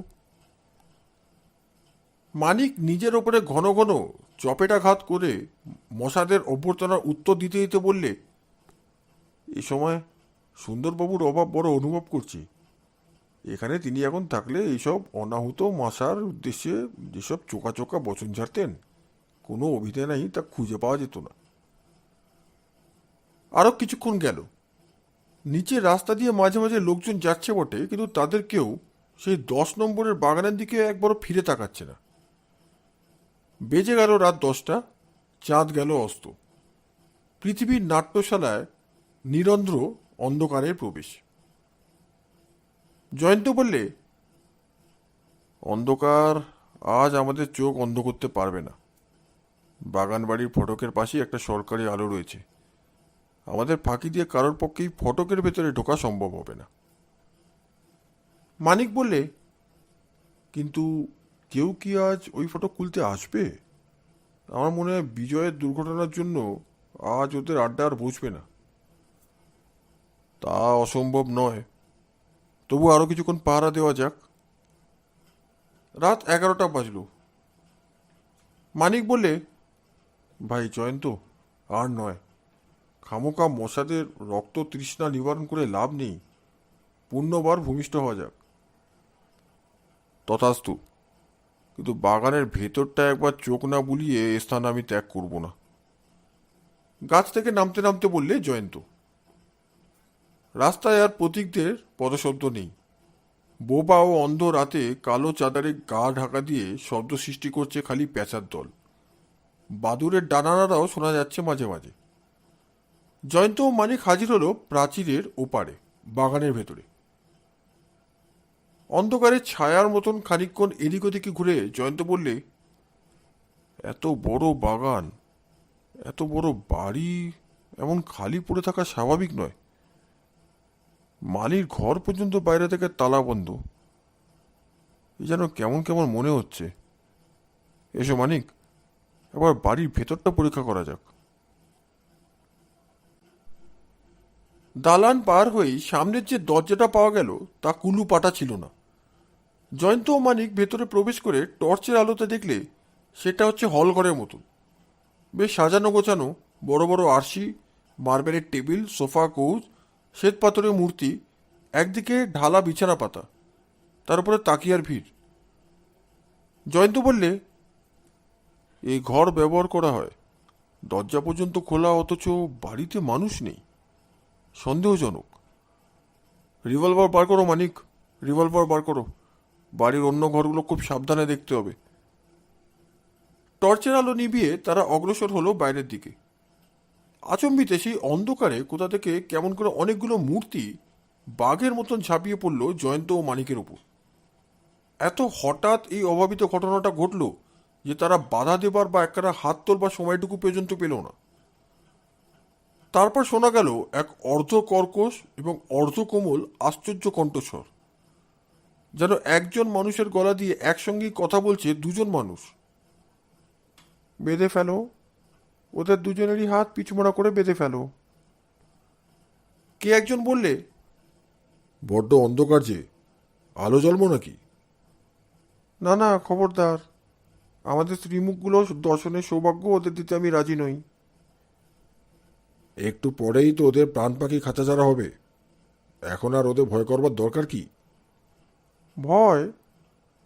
আমি কি ভয় পাবার ছেলে? ভয় নয় রে, ভয় নয়। এ হচ্ছে সাবধানতা। জানিস তো, সাবধানের মান নেই। জয়ন্ত ও মানিকের হাতে পড়ল কঠিন বাঁধন। কারা তাদের টর্চ আর রিভলভার কেড়ে নিলে। সেই উদ্ভট কণ্ঠস্বর এবার বললে, শোনো মহাগোয়েন্দা জয়ন্ত, ঘরের ভেতরে আমরা আছি 10 জন লোক, আর আমাদের 4 জনের হাতে আছে গুলি ভরা রিভলভার। তোমরা যদি চেঁচাবার চেষ্টা করো, তাহলে সেই চিৎকারই হবে তোমাদের এই জীবনের সর্বশেষ চিৎকার। অতএব বোবা হয়ে কাঠের পুতুলের মতন দাঁড়িয়ে থাকো। অর্ধ কর্কশ ও অর্ধ কোমল কণ্ঠস্বর প্রশ্ন করলে, জয়ন্ত, তুমি আমাদের বন্দি করতে চাও? জয়ন্ত বললে, তুমি হুকুম দিয়েছো আমাদের বোবা হয়ে থাকতে, তবে আবার প্রশ্ন করছো কেন? আচ্ছা, নতুন হুকুম দিচ্ছি, তুমি আস্তে আস্তে কথা কইতে পারো। কি অনুগ্রহ! ব্যঙ্গ রাখো। বলো, তুমি এসেছিলে আমাদের বন্দি করতে? তুমি যে কোন মহাপুরুষ তা না জেনে কেমন করে বলি তোমাকে আমি বন্দি করতে চাই কিনা? আত্মপরিচয় দেবার আমার ইচ্ছে নেই। তাহলে তো তোমার প্রশ্ন হয়ে রইল উত্তরহীন। তবে কি তুমি এখানে এসেছিলে কেবলমাত্র নির্মল বায়ু ভক্ষণ করতে? না, তাও না। তবে? সত্য কথা বলবো? হ্যাঁ, আমি নিজে প্রায় সত্যি কথা বলি না, কিন্তু আমি সত্য কথা শুনতে খুব ভালোবাসি। তোমার কথাগুলো রবি ঠাকুরের কবিতার মতন নয়। মানে? তুমি ভারী স্পষ্ট ভাষায় কথা বলছো। হ্যাঁ, আমি স্পষ্ট কথা বলতে চাই, আর শুনতেও চাই। সাধু সাধু। আবার ব্যঙ্গ? বলো, কেন তুমি এখানে এসেছিলে? তোমার প্রশ্ন যে আর একটা নতুন হুকুমের মতন শোনাচ্ছে। হ্যাঁ, তাই। কেন এখানে এসেছিলে? যদি না বলি? বধ করব। আর যদি বলি? তাহলেও তোমরা বাঁচবে না। হরে ধরে সেই হাঁটু জল। হাঁটু জল নয় বাবা, গভীর জল। বুঝলাম না। তোমাদের হাত পা বেঁধে থোলায় পুড়ে ওই বাগানের পুকুরের জলে নিক্ষেপ করব। খাসা, মৃত্যুটা রোমান্টিক হবে বলে মনে হচ্ছে। শোনো মহাগোয়েন্দা জয়ন্ত। কি হুকুম জনাব? তোমরা এখানে কেন এসেছিলে আমার মুখেই শুনবে। জনাব কি হাত গুনতে জানেন? ওরে হাদারাম, আমি হাত গুনতে জানি না। আমি জানি 2-এর সঙ্গে 2 যোগ করলে 4 ছাড়া আর কিছু হতে পারে না। বাহ, অপূর্ব আবিষ্কার। আবিষ্কার নয় রে, সহজ সত্য। সত্য কোনোদিনই সহজ হয় না। তাই নাকি? হ্যাঁ, সত্য সহজে হলে খ্রিস্টদেবকে ক্রুশে বিদ্ধ হয়ে প্রাণ দিতে হতো না। বাবা, তুমি খালি মহা গোয়েন্দা নও, মহা দার্শনিকও। দার্শনিক অর্থাৎ ভালো করে দর্শন করাই হচ্ছে গোয়েন্দার প্রধান আর প্রথম কর্তব্য। তাহলে শোনো, আজ সকালে তোমার চর্মচক্ষু যা দর্শন করেছিল তা ঠিক নয়। কথাটা ভালো করে বুঝিয়ে দাও। তুমি একখানা চিঠি পড়ে এখানে এসেছো তো? হ্যাঁ। সেই চিঠিতে বিজয় নামে কোনো ব্যক্তিকে এই বাগান বাড়িতে আসতে বলা হয়েছিল। হ্যাঁ। সে চিঠিখানা লিখেছিলাম আমি। তারপর? কিন্তু বিজয় নামধারী কোনো ব্যক্তিকে আমি চিনি না। বটে। ওই চিঠির বিজয় হচ্ছে কাল্পনিক ব্যক্তি। তা এতখানি কল্পনা শক্তি প্রয়োগের কারণটা কি? আমি তোমাকে ভুলিয়ে এখানে আনতে চেয়েছিলাম। ভুলিয়ে? হ্যাঁ, চিঠি শুদ্ধ চশমার কাপখানা আমরা ইচ্ছে করেই ওখানে ফেলে রেখে এসেছিলাম, কারণ আমি জানতাম চিঠিখানা তোমার হস্তগত হবেই। তোমার কথা শুনে কবি মাইকেলের ভাষায় বলতে স্বাদ হচ্ছে। তব বাক্যে ইচ্ছে মরিবারে।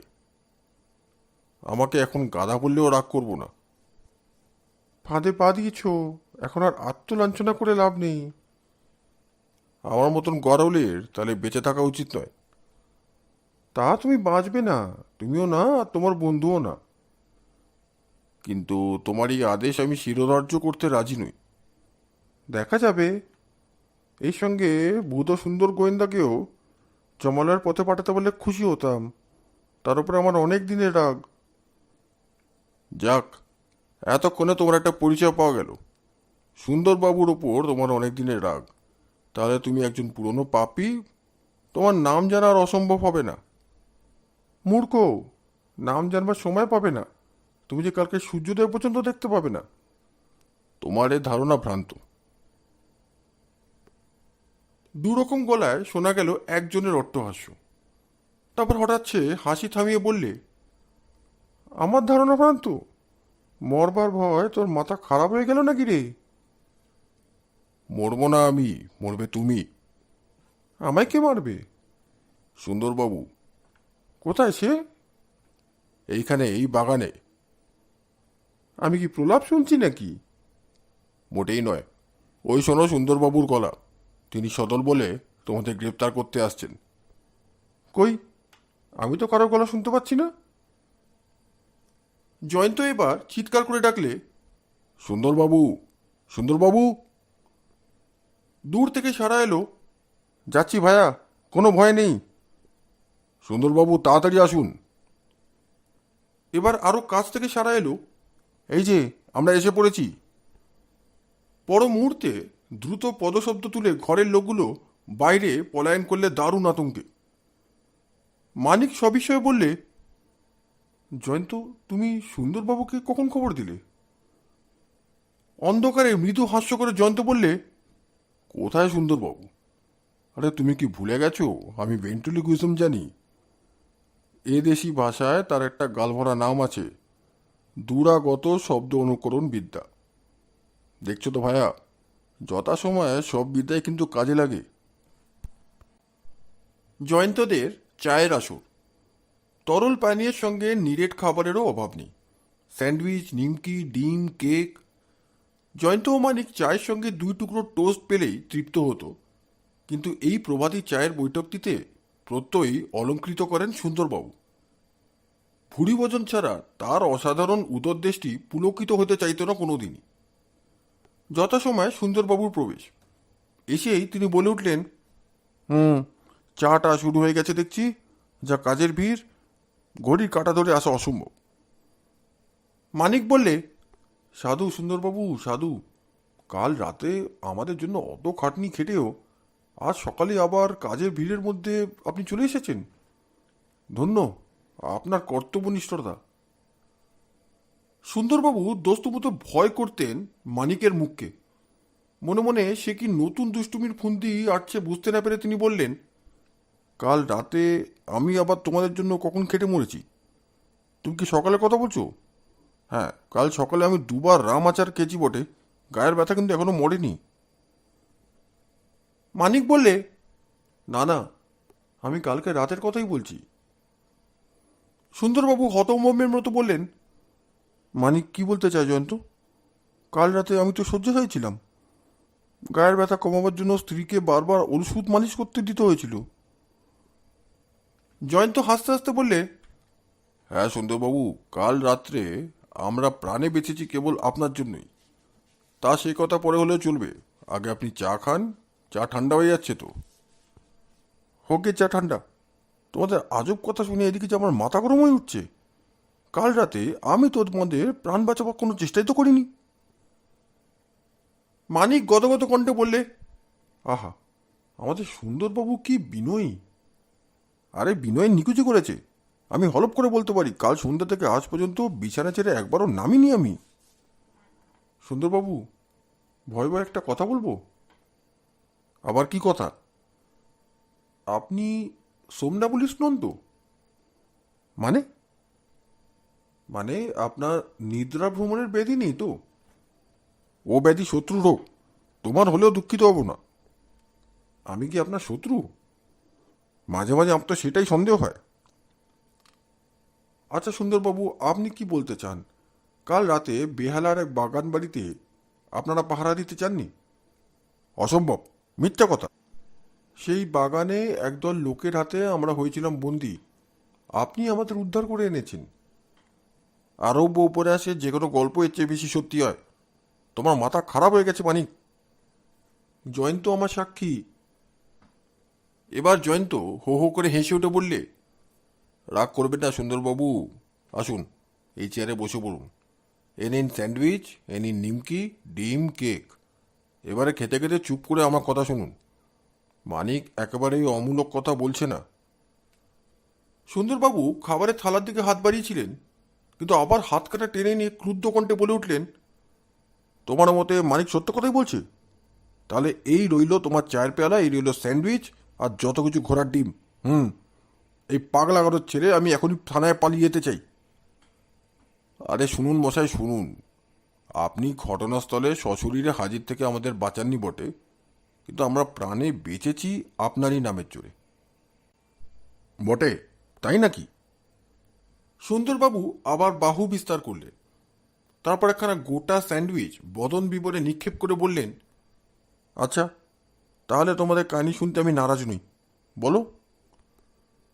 জয়ন্তের কাহিনী শুনতে শুনতে সুন্দরবাবু দুই চক্ষু ক্রমেই বিস্ফারিত হয়ে উঠতে লাগল।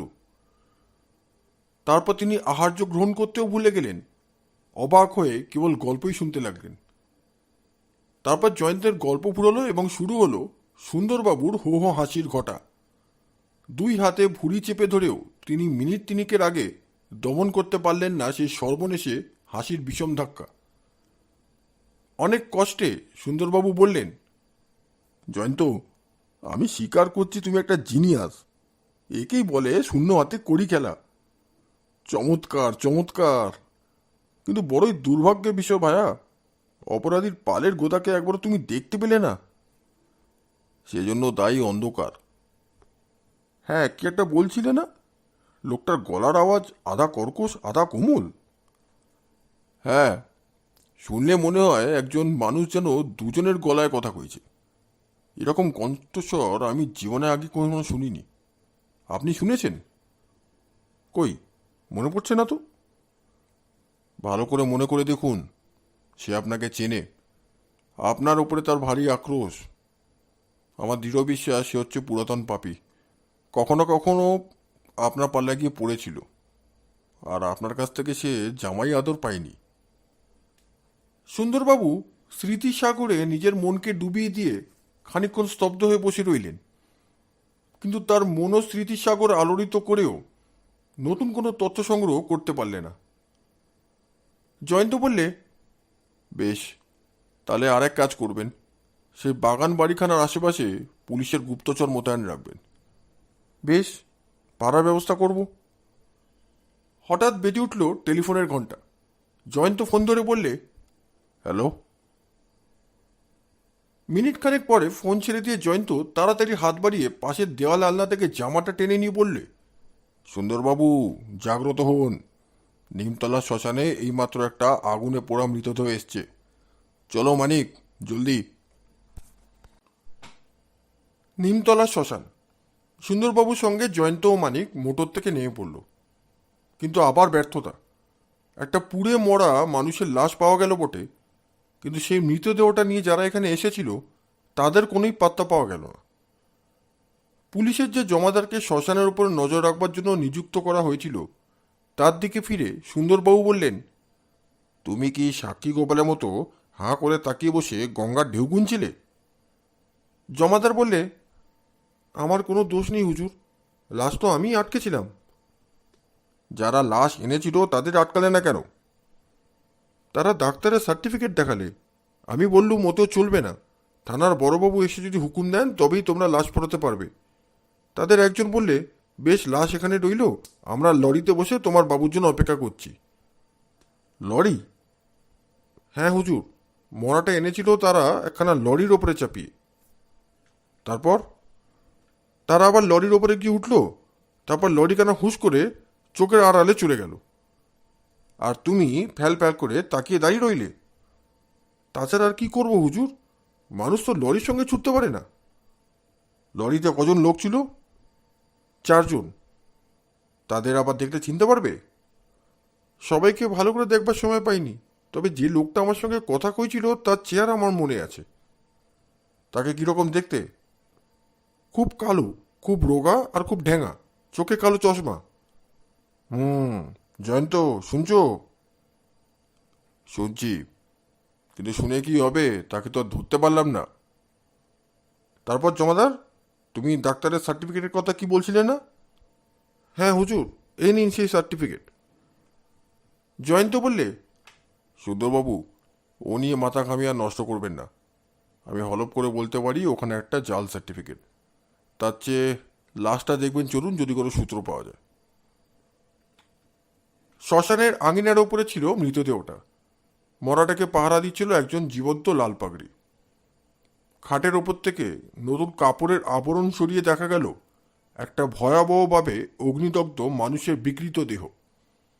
সুন্দরবাবু বললেন, এখন এই লাশটাকে নিয়ে কি করা যায় জয়ন্ত? মর্গে পাঠিয়ে দিন, এর ফটো তুলে কাগজে বিজ্ঞাপন দিন, দেখুন যদি কেউ শনাক্ত করতে পারে। তুমি নতুন কোনো সূত্র আবিষ্কার করতে পারলে? এখন কি করতে চাও? সূত্র আবিষ্কারের জন্য অন্য কোথাও যাত্রা করতে চাই। সেটা কোথায়? বরেনবাবুর বাড়িতে। সেখানকার তো সব সূত্র অগ্নিদেব গ্রাস করেছেন। আমি জানতে চাই বরেনবাবুর ছোট ভাই কলকাতায় এসেছে কিনা। নরেন্দ্র সুন্দর রায়চৌধুরী? হ্যাঁ। বেশ, তাই চলো। সকলে মোটরে গিয়ে উঠল। খানিক পরেই গাড়ি বরেনবাবুর বাড়ির সামনে গিয়ে দাঁড়ালো। তখনও সেখানে আগুন জ্বলছিল না বটে, কিন্তু সেই অসম্পূর্ণ বাড়িখানার চারদিকেই বিরাজমান ক্ষুদ্র অগ্নিশিখার কালো দংশন চিহ্ন। সদর দরজার চৌকাটের ওপরে উপুড় হয়ে বসেছিল বরেনবাবু প্রিয় ভৃত্য। মানিক সুদলে, কি হে, তোমাদের ছোটবাবু খবর পেয়ে দেশ থেকে এসেছেন? আগে হ্যাঁ, আজ সকালেই এসেছেন। আর কে এসেছেন? আর কেউ না, খবর শুনে গিন্নিমা পাগলের মতন হয়ে গিয়েছেন, তিনি আসতে পারেননি। আমরা একবার নরেনবাবুর সঙ্গে দেখা করতে এসেছি। তিনি তো এখানে নেই। তবে কোথায় আছেন? বাবুর ছোট বোনের বাড়িতে। অন্নপূর্ণা দেবীর বাড়িতে? আগে হ্যাঁ। মানিক ফিরে বললে, জয়ন্ত, অন্নপূর্ণা দেবীর বাড়ি আমি চিনি, সেখানে বার দুয়েক নিমন্ত্রণ খেয়ে এসেছি। উত্তম, তুমি আমাদের পথ প্রদর্শক হও। আমাদের কোথায় যেতে হবে? বারাণসী ঘাট স্ট্রিট। সুন্দরবাবু গজগজ করে বললেন, আমরা যেন স্রোতে শ্যাওলা, ক্রমাগতই ভেসে বেড়াচ্ছি। শেষ পর্যন্ত ভাসতে ভাসতে কোথায় গিয়ে যে ঠেকবো বাবা, তা ভগবানের জানি কিনা সন্দেহ। মানিক বললেন, দুনিয়ার মালিক ভগবানের হাতে অনেক কাজ। আমরা কোথায় গিয়ে ঠেকবো না ঠেকবো তা নিয়ে ভগবানের ভাববার সময় নেই। গাড়ি প্রবেশ করলো বারাণসী ঘাট স্ট্রিটের ভেতরে। মানিক বললে, ওই বাড়িখানা, ওই যে সামনে একখানা ট্যাক্সি দাঁড়িয়ে আছে। অন্নপূর্ণা দেবীর বাড়ির ভেতর থেকে একজন বেরিয়ে এসে ট্যাক্সির ওপরে চলে বসল। ট্যাক্সিখানা সচল হয়ে জয়ন্তেদের গাড়ির পাশ দিয়ে ছুটে বেরিয়ে গেল। আচমবিতে জয়ন্ত নিজের গাড়ির মোড় ঘুরিয়ে নিলে। মানিক সবিস্ময়ে বললে, ও কি, কোথা যাও? জয়ন্ত বললে, ওই ট্যাক্সির পেছনে। কেন হে? দেখতে পেলে না, সে খুব কালো, খুব রোগা ঢ্যাঙা লোকটা। মোটরের মোড় ফিরিয়েই জয়ন্ত দেখলে ট্যাক্সিখানা হঠাৎ ডান দিকের একটা রাস্তা ধরে সাত করে অদৃশ্য হয়ে গেল। জয়ন্ত সেই রাস্তা ধরলে। ট্যাক্সির গতি তখন হয়ে উঠেছে দ্রুততর। জয়ন্তেদের মোটরেও গতি বেড়ে উঠল। দুখানা গাড়ি সেই মারাত্মক দৌড় দেখে সচকিত পথিকরা ছত্রভঙ্গ হয়ে ছড়িয়ে পড়ল দিকে দিকে। সুন্দরবাবু উত্তেজিত কণ্ঠে বললেন, আরে রে রে কালো চশমা, আজ তোকে খাবে না পুরে ছাড়বো না। বারে বারে ঘুঘু তুমি খেয়ে যাও ধান, এবার বদিব আমি তোমার পরাণ। আরো আরো জোরে জন্তু, আরো জোরে। মানিক বললে, না আর জোরে নয়, আরও জোরে গাড়ি ছোটালে ঘুঘু বধের আগেই পথের প্রতীক বধ হবে। জয়ন্ত বললে, ঠিক বলেছ মানিক, খুনি ধরতে গিয়ে আমরাও মানুষ খুন করবো নাকি? তার চেয়ে তুমি এক কাজ করো, ট্যাক্সি কেনা রিভলভারের নাগালে বাইরে যায়নি, তুমি গুলি ছুঁড়ে ওর টায়ার ফুটো করে দাও, পারবে? মানিক রিভলভার বার করে ঘোড়া টিপলে 1 বার, 2 বার, 3 বার। তৃতীয় গুলি বিদ্ধ করলে একখানা টায়ারকে। দুম করে জাগলো এক আত্মরাত। ট্যাক্সির দৌড় বন্ধ। তার পাশ ঘেঁষে দাঁড়িয়ে পড়ল জয়ন্তদের মোটর। গাড়ি থেকে নেমে ট্যাক্সির হুডের তলায় মাথা চালিয়ে হতম্বম্ব সুন্দরবাবু বিস্মিত কণ্ঠে বলে উঠলে, আরে, এ যে ভানুমতির খেল! কোথায় সেই বেটা কালো চশমা? জয়ন্ত তিক্ত হাসি এসে বললে, আপনার ঘুঘু এবারেও পাকিয়ে দিয়েছে ফাঁদকে। কিন্তু কেমন করে? ট্যাক্সির ড্রাইভারকে জিজ্ঞাসা করুন। এই উল্লুক, ড্রাইভার! হুজুর? আর হুজুর বলে আধিক্যতা করতে হবে না, সোজা জবাব দে, তোর বাবু বেটা গেল কোথায়? ও রাস্তা থেকে মোড় ফিরতেই বাবু আমার দিকে 3খানা 10 টাকার নোট ছুড়ে দিয়ে তাপিয়ে পড়ে বললেন, ভাড়া আর বকশিস, জোরসে গাড়ি চালাও, থেমো না। আর তুমিও অমনি তার হুকুমে ভোগো দৌড় মারলে? 2-3 টাকার জায়গায় 30 টাকা পেলে কে না কথা শুনে হুজুর, কিন্তু আমার লাভের গুড় তো পিঁপড়ে খেয়ে গেছে। আপনারা তো আমার টায়ার পাঠিয়ে দিয়েছেন। বেশ করেছি, খুব করেছি, এখনো তোর মাথা ফাটায়নি, এই তোর ভাগ্যি। আমার মাথা কেন ফাটাবেন হুজুর? ডাঙায় এসে তুই নৌকো ডুবিয়ে দিলি বলে। আমি আমি কিচ্ছু জানি না হুজুর, এই বাবুকে তো আমি আগে কখনো চোখেও দেখিনি। বেশ, থানায় গিয়েও কথা বলিস। আমি কেন থানায় যাব? সুন্দরবাবু জবাব দিলেন না। তখন গাড়ির ঘিরে ভিড় করে দাঁড়িয়েছিল অনেক কৌতূহলী লোক। একজন পাহারাওয়ালাও ছিল। সুন্দরবাবু তারই হাতে সঁপে দিলেন ট্যাক্সিওয়ালাকে। তারপর তিনি বললেন, আমার কি মনে হচ্ছে জানো, খুনি আমাদের জয়ন্তের চেয়েও বেশি চালাক। খুনি জয়ন্তের চেয়েও চালাক কিনা জানি না, কিন্তু আপনার চেয়ে যে বেশি চালাক সে বিষয়ে একটু সন্দেহ নেই। যা মুখে আসে বলো বাবা, বলো। তোমার কাছে আমি ছাই ফেলতে ভাঙা কুলো ছাড়া তো আর কিছুই নই। আরে যা বললাম সেটাই তো সত্যি। প্রমাণ দাও। যা সপ্রকাশ তার জন্য প্রমাণের দরকার নেই। মানে? দুপুর রোদেও আকাশে সূর্য আছে কিনা জানবার জন্য কি কেউ প্রমাণের খোঁজ করে? সুন্দরবাবু ক্রোধ কম্পিত কণ্ঠে বললেন, আরে রেখে দাও তোমার বাগাড়ম্বর। আমি খুনির মতন চালাক না হতে পারি, তো তোমার মতো নিরেট গর্দমও নই। জয়ন্ত নিজের মনে কি একটা চিন্তা করছিল। হঠাৎ সে প্রশ্ন করলে, মানিক, তোমার কি বিশ্বাস আমরা নতুন কোনো সূত্র পাইনি? তাই তো আমার ধারণা। তোমার ধারণা ভ্রান্ত। কেন? বুঝিয়ে দিচ্ছি। তার আগে বলো দেখি, অন্নপূর্ণা দেবী বরেনবাবুর কোন বোন? সধবা ছোট বোন। তার সন্তান আছে? না।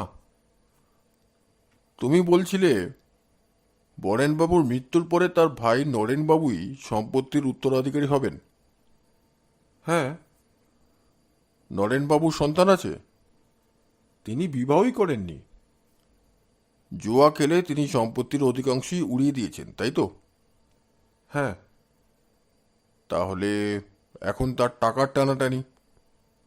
খুব সম্ভব তাই। এখনো তার জুয়ার নেশা আছে? থাকতে পারে, আমি ঠিক জানি না, কিন্তু তুমি এসব প্রশ্ন করছো কেন? মানিক, একটু মাথা ঘামাও।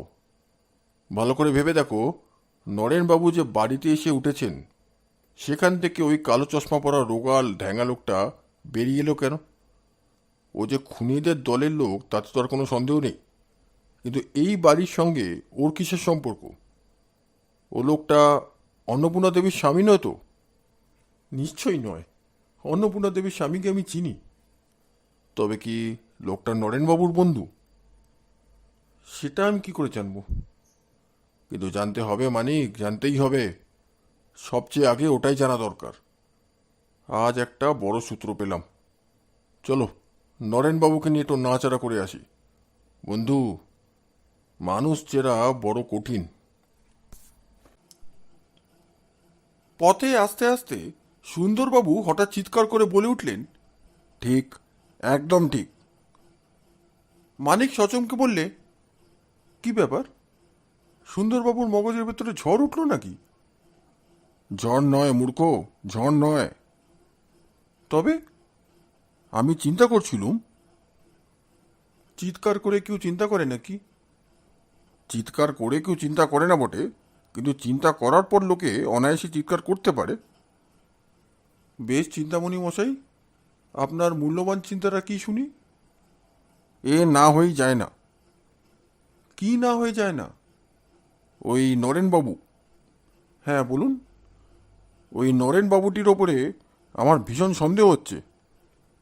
কেন? জয়ন্ত ঠিক আন্দাজ করেছে। নরেনবাবু লোকটি বড় সহজ মানুষ নয়। খুনিদের দলের সঙ্গে যে সম্পর্ক পাতায়। বাধা দিয়ে মানিক বললে, থামুন, আপনার চিন্তার দৌড় বুঝতে পেরেছি। আপনার চিন্তাকে অত বেশি দৌড়দৌড়ি করতে দেবেন না, হোঁচটকে শেষটা সে খোড়া হয়ে যেতে পারে। বাক্যবান চড়বার জন্য তুমিও অত বেশি জীব নেড়ো না বাবু, জীবখানা শেষে খুঁজে পড়তে পারে। দুজনেরই মুখ বন্ধ হলো। গাড়ি আবার এসে থামলো অন্নপূর্ণা দেবীর বাড়ির দরজায়।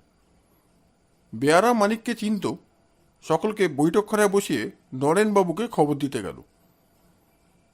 কিছুক্ষণ পরে ঘরের ভেতরে নরেনবাবুর প্রবেশ। সুন্দর চেহারা, একহারা কিন্তু মানানসই দেহ, টকটকে রং, চোখ নাক ঠোঁট যেন তুলি দিয়ে আঁকা, সূক্ষ্ম একটি গোফের রেখা। মুখখানি যেন সরলতার প্রতীক, কিন্তু তার ভাবভঙ্গি আজ বিষাদের দ্বারা আচ্ছন্ন। সকলের ওপরে একবার চোখ বুলিয়ে নিয়ে নরেন বললে, এই যে মানিকবাবু, নমস্কার। এরা কারা? জয়ন্ত ও সুন্দরবাবু পরিচয় দিলে মানিক। নরেনের দুই ভুরু সংকুচিত হল। সে বললে, আমার মন আজ ভালো নয়, বেশিক্ষণ কথা বলতে পারবো না, এজন্য অপরাধ নেবেন না। জয়ন্ত এতক্ষণ দেওয়ালের একখানা বড় আয়নার ভেতরে প্রতিবিম্বিত নরেনের মূর্তির দিকে তাকিয়েছিল তীক্ষ্ণ দৃষ্টিতে। সে এবার ফিরে বললে, আজ আপনাকে বেশিক্ষণ কষ্ট দেব না। আপনার কাছে এসেছি কেবল একটি কথা জানবার জন্যে। কি কথা বলুন? আজ এই বাড়িতে একটি লোক এসেছিল, তারই পরিচয় জানতে চাই। আমি কলকাতায় এসেছি শুনে আজ সকাল থেকেই তো এখানে অনেক লোক আনাগোনা করেছেন। আপনি কার কথা জানতে চান? প্রায় ঘন্টাখানেক আগে একটি লোক এখানে এসেছিল। ঘন্টাখানেক আগে জনতিনেক লোক আমার সঙ্গে দেখা করতে এসেছিল। আমি যার কথা বলছি সে একখানা ট্যাক্সিতে চলে এসেছিল। সে খুব কালো, খুব রোগা আর ঢ্যাঙা, তার চোখে কালো চশমা। ও বুঝেছি, কিন্তু তাকে আমি চিনি না। চেনেন না? না, সে কেবল একখানা চিঠি দিতে এসেছিল। চিঠি? কার চিঠি? তাও বলতে পারবো না। কেন?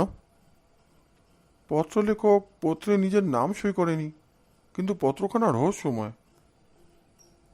চিঠিখানা একবার দেখতে পারি?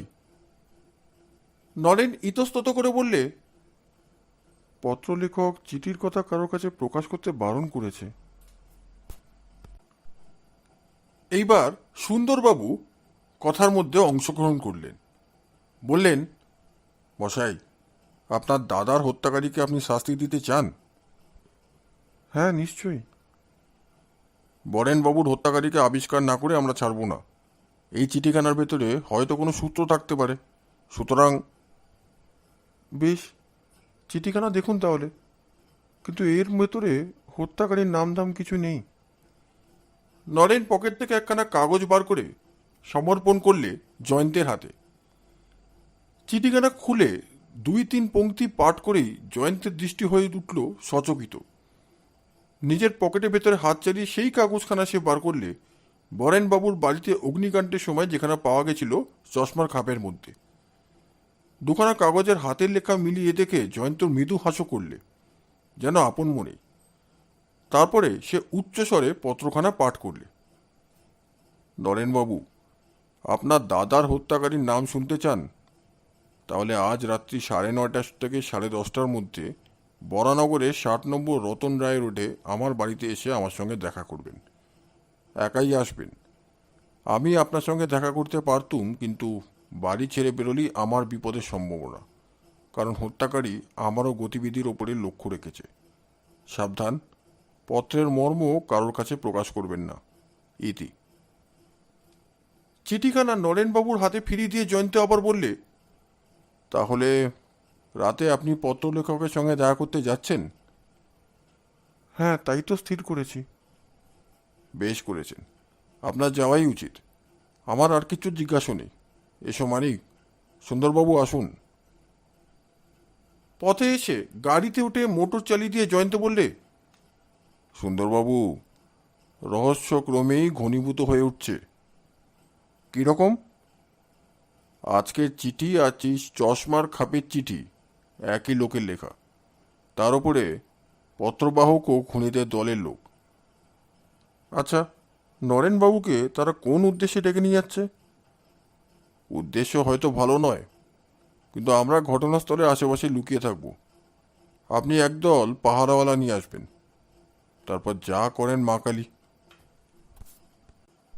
বরানগর, 20 নম্বর রতন রায় রোড। একখানা পুরনো দোতলা বাড়ি, তার চারিদিক ঘিরে দাঁড়িয়ে বড় বড় গাছ। জমির ওপরে গাছগুলোর আশেপাশে ঝোপঝাড়। এক সময় এখানে বোধহয় বাগানের অস্তিত্ব ছিল, কিন্তু ফুল গাছদের তাড়িয়ে এখন তাদের স্থান দখল করেছে বেশ একটি ছোটখাটো জঙ্গল। বাড়ির দোতলার একখানা ঘরের ভেতর থেকে বাইরে এসে পড়ছে আলোর রেখা।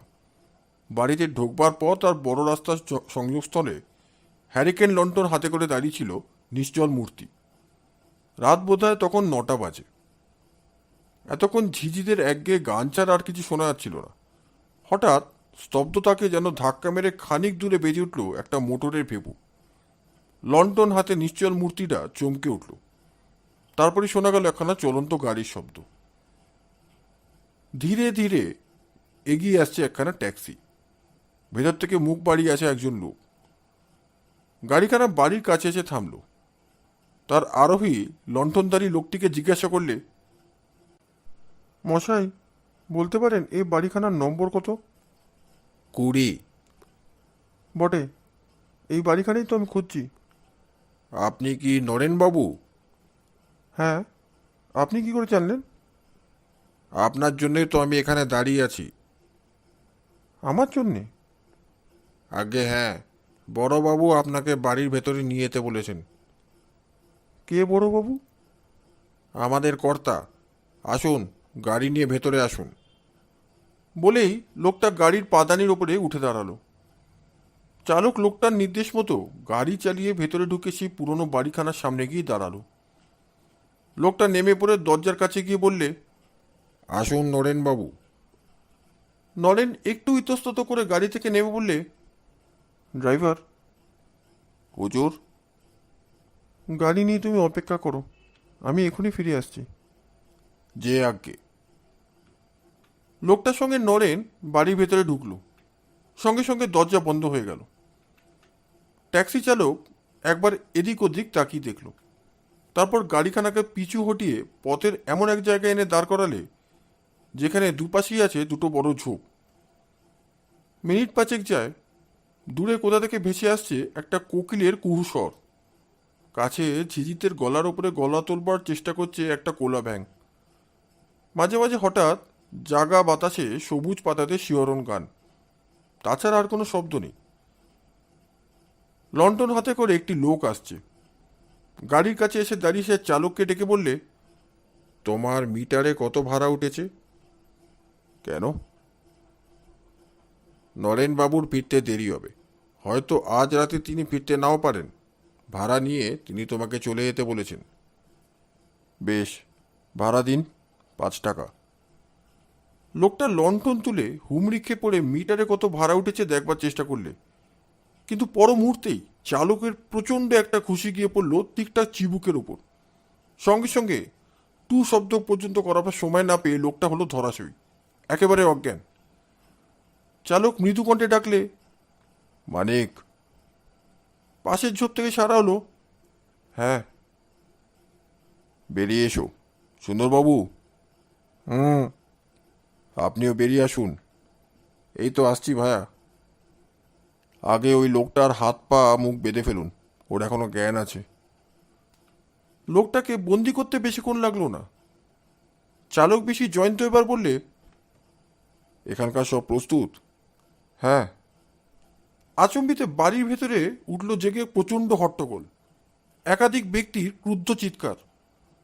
তারপর উপরি উপরি দুইবার রিভলভারের গর্জন, আর্তনাদ। পর মুহূর্তে দোতলার ঘরে আলোটা গেল নিবে। জয়ন্ত বললে, আর দেরি নয় সুন্দরবাবু, ডাকুন আপনার লোকজনদের। পকেট থেকে বাঁশি বার করে সুন্দরবাবু খুব জোরে দিলেন 3বার ফু। জয়ন্ত দ্রুত পথে বাড়ির দিকে ছুটে গেল, পেছনে পেছনে মানিক। দুজনেই দৌড়ে বাড়ির সদর দরজার কাছে হাজির হলো। দুজনেরই হাতে প্রস্তুত হয়ে আছে রিভলভার। জয়ন্ত বললে, মানিক, আমি এখানেই থাকি। চরের মুখে শুনেছি বাড়ির পেছন দিকেও একটা খিড়কির দরজা আছে, তুমি সেখানে গিয়ে পাড়া দাও। তারপর? যদি কেউ বাড়ির বাইরে যাওয়ার চেষ্টা করে গুলি করবে, অর্থাৎ প্রাণে মারবে না, কেবল রিভলভার ছুড়ে ভয় দেখাবে। বেশ। সুন্দরবাবু, এখনই লোকজন নিয়ে এসে বাড়ি ঘেরাও করে ফেলবেন, আমাদের বেশিক্ষণ পাড়া দিতে হবে না। মানিক ছুটে চলে গেল। হঠাৎ গুরুম শব্দে একটা বন্দুক গর্জন করে উঠলে। গাছে গাছে কাক ও অন্যান্য পাখিদের ভীত চিৎকার জেগে উঠল। জয়ন্ত আপন মনে বললে, বন্দুক ছুটলে কে? শব্দটা এলো যেন বাড়ির ভেতর থেকে। মানিকের কোনো বিপদ হলো না তো? ধূপ ধূপ করে ভারী ভারী পা ফেলে সুন্দরবাবু ঊর্ধ্বশ্বাসে দৌড়ে এসে কেবল 3বার বললেন, হুম হুম হুম। ব্যাপার কি? কি কাণ্ড বাপু! কাণ্ড আবার কি? মাথার ছেদার ভেতর দিয়ে এক্ষুনি প্রাণপক্ষী বাইর হয়ে যেত। সুন্দরবাবু, বুঝিয়ে বলুন। কোথা থেকে কোন ব্যাটা তেদর আমার মাথা টিপ করে বন্দুক ছুঁড়েছিল? গুলি লাগেনি তো? লাগেনি মানে? নিশ্চয় লেগেছে, আলবাত লেগেছে। জয়ন্ত সবিস্ময়ে বললে, তবু আপনি মাটির উপরে লম্বমান হননি? কেন লম্বমান হয়নি দেখতে পাচ্ছ না? ইতিমধ্যে মাথায় আমি স্টিল হেলমেট পরে নিয়েছি তো। ওহ, আমার যে কি সর্বনাশী আজ হতো। ও আলোচনা এখন থাক। আপাতত যে বন্দুক ছুঁড়েছে তাকে ধরতে হবে তো? হ্যাঁ, নিশ্চয়ই। এমন সময় মানিক এসে বললে, আমার আর খিড়কিতে থাকবার দরকার নেই জয়ন্ত, দ্বার রক্ষা করবার জন্য পাহারাওয়ালারা এসে গেছে। খিড়কি দিয়ে কেউ বেরোবার চেষ্টা করেনি? জনপ্রাণী না। সুন্দরবাবু পরম আহ্লাদে বললেন, ব্যাটারা তাহলে বাড়ির ভেতরে আছে, এবার আর আমাদের কলা দেখাতে পারবে না। চলো জয়ন্ত, আমার আর তস হইছে না। আপনার মাথায় হেলমেট আছে, আপনি পথ দেখান। কেউ যদি গুলি ছোড়ে হেলমেট দিয়ে ঠেকাবেন। কিন্তু কেউ আর বন্দুক ছুড়ল না। বাড়ির ভেতরটা মৃত্যুর মতো স্তব্ধ। একতলার সব ঘর তন্ন তন্ন করে খুঁজেও একটা মিশকালো বেড়াল ছাড়া আর কারোর দেখা পাওয়া গেল না। জয়ন্ত বললে, এবার দোতলা। বন্দুকের শব্দটা এসেছিল দোতলা থেকেই। পাহারাওয়ালাদের ডেকে সুন্দরবাবু বললেন, তোমরা আগে আগে যাও, যাকে দেখবে তাকে গ্রেপ্তার করবে। ভয় নেই, আমি তোমাদের পেছনেই আছি। দোতলায় 4খানা ঘর, সব ঘরই খাকা করছে, কিন্তু একখানা ঘরে রক্তপ্লাবিত মেঝের ওপরে পড়ে রয়েছে একটা রিভলভার। জয়ন্ত বললে, সুন্দরবাবু, আপনারা বাড়ির ছাদটা একবার খুঁজে আসুন, আমি এই ঘরেই আছি। ছাদও শূন্য। হতভম্ব সুন্দরবাবু হেলমেট খুলে টাক চুলকোতে চুলকোতে নেমে এসে দেখলেন জয়ন্ত গম্ভীর মুখে দাঁড়িয়ে আছে, তার হাতে একটা রিভলভার। সুন্দরবাবু বললেন, ব্যাটারা মায়াবী, হাওয়া হয়ে হাওয়ার সঙ্গে মিলিয়ে গেছে। জয়ন্ত বললে, এই রিভলভারটাই আমি নরেনবাবুকে দিয়েছিলাম, কিন্তু অস্ত্রটা এখানে ফেলে নরেনবাবু গেলেন কোথায়? সেই বন্দুকধারী বা কোথায়? মানিক বললে, ঘরের মেঝে এত রক্তকার, নরেনবাবুর নয় তো? জয়ন্ত বললে, সম্ভবত নয়। আমরা রিভলভার ছোড়বার শব্দ শুনেছি 2বার। এই রিভলভারেও 6টার ভেতরে 2টো গুলি নেই। আমার বিশ্বাস আত্মরক্ষার জন্য নরেনবাবুই গুলি ছুড়ে শত্রুদের কাউকে হত করেছেন। মানিক বললে, কিন্তু নরেনবাবুই বা কোথায়? আর তার হত কি আহত শত্রুর দেহটাই বা কোথায়? এই বাড়ির ভেতর থেকে সুন্দরবাবুর টাক ফাটাবার জন্য যে লোকটা বন্দুক ছুঁড়েছিল, সেও তো তার বন্দুক নিয়ে অদৃশ্য হয়েছে। মানিক, মেঝের রক্তের ওপর কতগুলো পদচিহ্ন রয়েছে দেখছো? আমি পরীক্ষা করে 6জন লোকের পদচিহ্ন পেয়েছি এর মধ্যে। একজনের পা খুব বড়, বোধহয় মাথাতেও সে ঠ্যাঙ্গা। কি আশ্চর্য! বাড়ির কোনো দরজা দিয়ে কোনো লোক বাইরে বেরোতে পারেনি, কিন্তু এতগুলো মানুষ কি শূন্যপথে পাখির মতো উড়ে পালিয়েছে? মানিক, এই ঘরের দরজা দিয়েও কেউ বাইরে যায়নি। কেমন করে জানলে? তাহলে রক্তাক্ত দেহটা থেকে নির্গত রক্তের ধারা ঘরের বাইরেও দেখতে পাওয়া যেত, কিন্তু বাইরের কোথাও এক ফোঁটাও রক্তের দাগ নেই। সুন্দরবাবু এবার মহাবিস্ময়ে দুই ভুরু কপালে তুলে বললেন, হ্যাঁ, তাও তো বটে, তাও তো বটে। ঘরের ভেতরে অনেকগুলো লোক ছিল, কিন্তু তারা ঘরের ভেতরেও নেই আর ঘরের বাইরেও যায়নি। এ তো অবাক কাণ্ড বাবা। মানিক বললে, প্রায় আসবাবহীন ঘর, চারিদিকে ইটের দেওয়াল, টিকটিকও এখানে লুকিয়ে থাকতে পারে না। এটা কি সমস্যা? জয়ন্ত এবার মুখ টিপে হাসতে হাসতে বললে, এই সমস্যার সমাধান না করে আমি এখান থেকে নড়ব না। সুন্দরবাবু ঘুরে ঘুরে চারিদিক দেখে নিলেন সন্দিগ্ধ চোখে, তারপর হেলমেটটা আবার মাথায় পরে ফেললেন। মানিক বললে, ও কি মশাই, ওটা আবার মাথায় পড়তে গেলেন কেন? এখানে আমরা ছাড়া তো আর কেউ নেই। এখানে নেই, কিন্তু এখনই তারা দেখা দিতেও পারে। যেসব শত্রু ঘরের ভেতর দিয়ে বেরিয়ে যায় না, অথচ ঘরের ভেতরেও থাকে না, তাদের কোনো বিশ্বাস নেই। তারা মায়াবী, তারা সব করতে পারে। মানিক নিজের রিভলভারের পেছন দিকটা দিয়ে ঘরের চারিদিকে দেওয়ালে ঠুকে ঠুকে পরীক্ষা করতে লাগলো। সুন্দরবাবু জিজ্ঞেস করলেন, কি দেখছো মানিক? দেখছি দেওয়ালের কোনো জায়গায় ফাঁপা আছে কিনা, কিন্তু না, এ তো নীলের দেওয়াল, এর কোথাও কোনো গুপ্তদ্বার নেই। জয়ন্ত বললে, কিন্তু বলতে বলতে থেমে পড়ে সে পশ্চিম দিকে একটা জানলার কাছে ছুটে গেল। মানিক বলল, কি হলো জয়ন্ত? এদিকে জানলা দিয়ে গঙ্গা দেখা যায়। সেটা আমরা এখান থেকেই দেখতে পাচ্ছি, কিন্তু কথা বলতে বলতে তুমি হঠাৎ ছুটে গেলে কেন? একটা শব্দ শুনছো না? কান পেতে মানিক বললে, শুনছি, একখানা মোটর বোটের শব্দ। হ্যাঁ, গঙ্গার ওপর দিয়ে একখানা মোটর বোট যাচ্ছে। মোটর বোটের শব্দটা আগে ছিল না, এইমাত্র জাগলো। নিশ্চয়ই বোটখানা ছাড়া হয়েছে কাছাকাছি কোনো জায়গা থেকে। এত রাতে বোটে চড়ে গঙ্গার হাওয়া খাওয়ার শখ হলো কোন মহাপুরুষদের, সে কথাই ভাবছি। সন্দেহজনক বটে। সুন্দরবাবু বললেন, জন কয় সেপাইকে গঙ্গার ধারে পাঠাবো নাকি? এখন আর পাঠিয়ে লাভ হবে না। এতক্ষণে বোটখানা অনেক দূরে চলে গেছে, আর নাগাল পাওয়া অসম্ভব। তুমি কি বলতে চাও যে? বাধা দিয়ে জয়ন্ত বললে, আমি কিছুই বলতে চাই না। আমি খালি আপনাকে একটা ব্যাপার দেখাতে চাই। কি? একটা লণ্ঠন উঁচু করে তুলে ধরে জয়ন্ত বললে, যে দেওয়ালে জানলাটা গাঁথা আছে তার দিকে ভালো করে তাকিয়ে দেখুন। সুন্দরবাবু বিপুল বিস্ময়ে বললেন, ওরে বাবা, এত মোটা দেওয়াল তো আমি জীবনে কখনো দেখিনি। ঘরের অন্য 3 দিকের দেওয়াল দেখুন, কোনো দেওয়ালই তত চওড়া নয়। তাই তো হে, সেটাই বিবেচ্য। এ যেন চীনের প্রাচীরের নমুনা। এইবারে একবার মেঝের রক্তের দিকে তাকান। কি দেখছেন? একটু অত্যুক্তি করলে বলা যায় মেঝের ওপর দিয়ে বইছে রক্তের ঢেউ। আর কিছু দেখছেন? রক্তের মাঝে মাঝে অনেকগুলো পায়ের দাগ। আরও কিছু। মানিক, তুমি কি বলো? পশ্চিম দিকে রয়েছে একটা দেওয়াল আলমারি।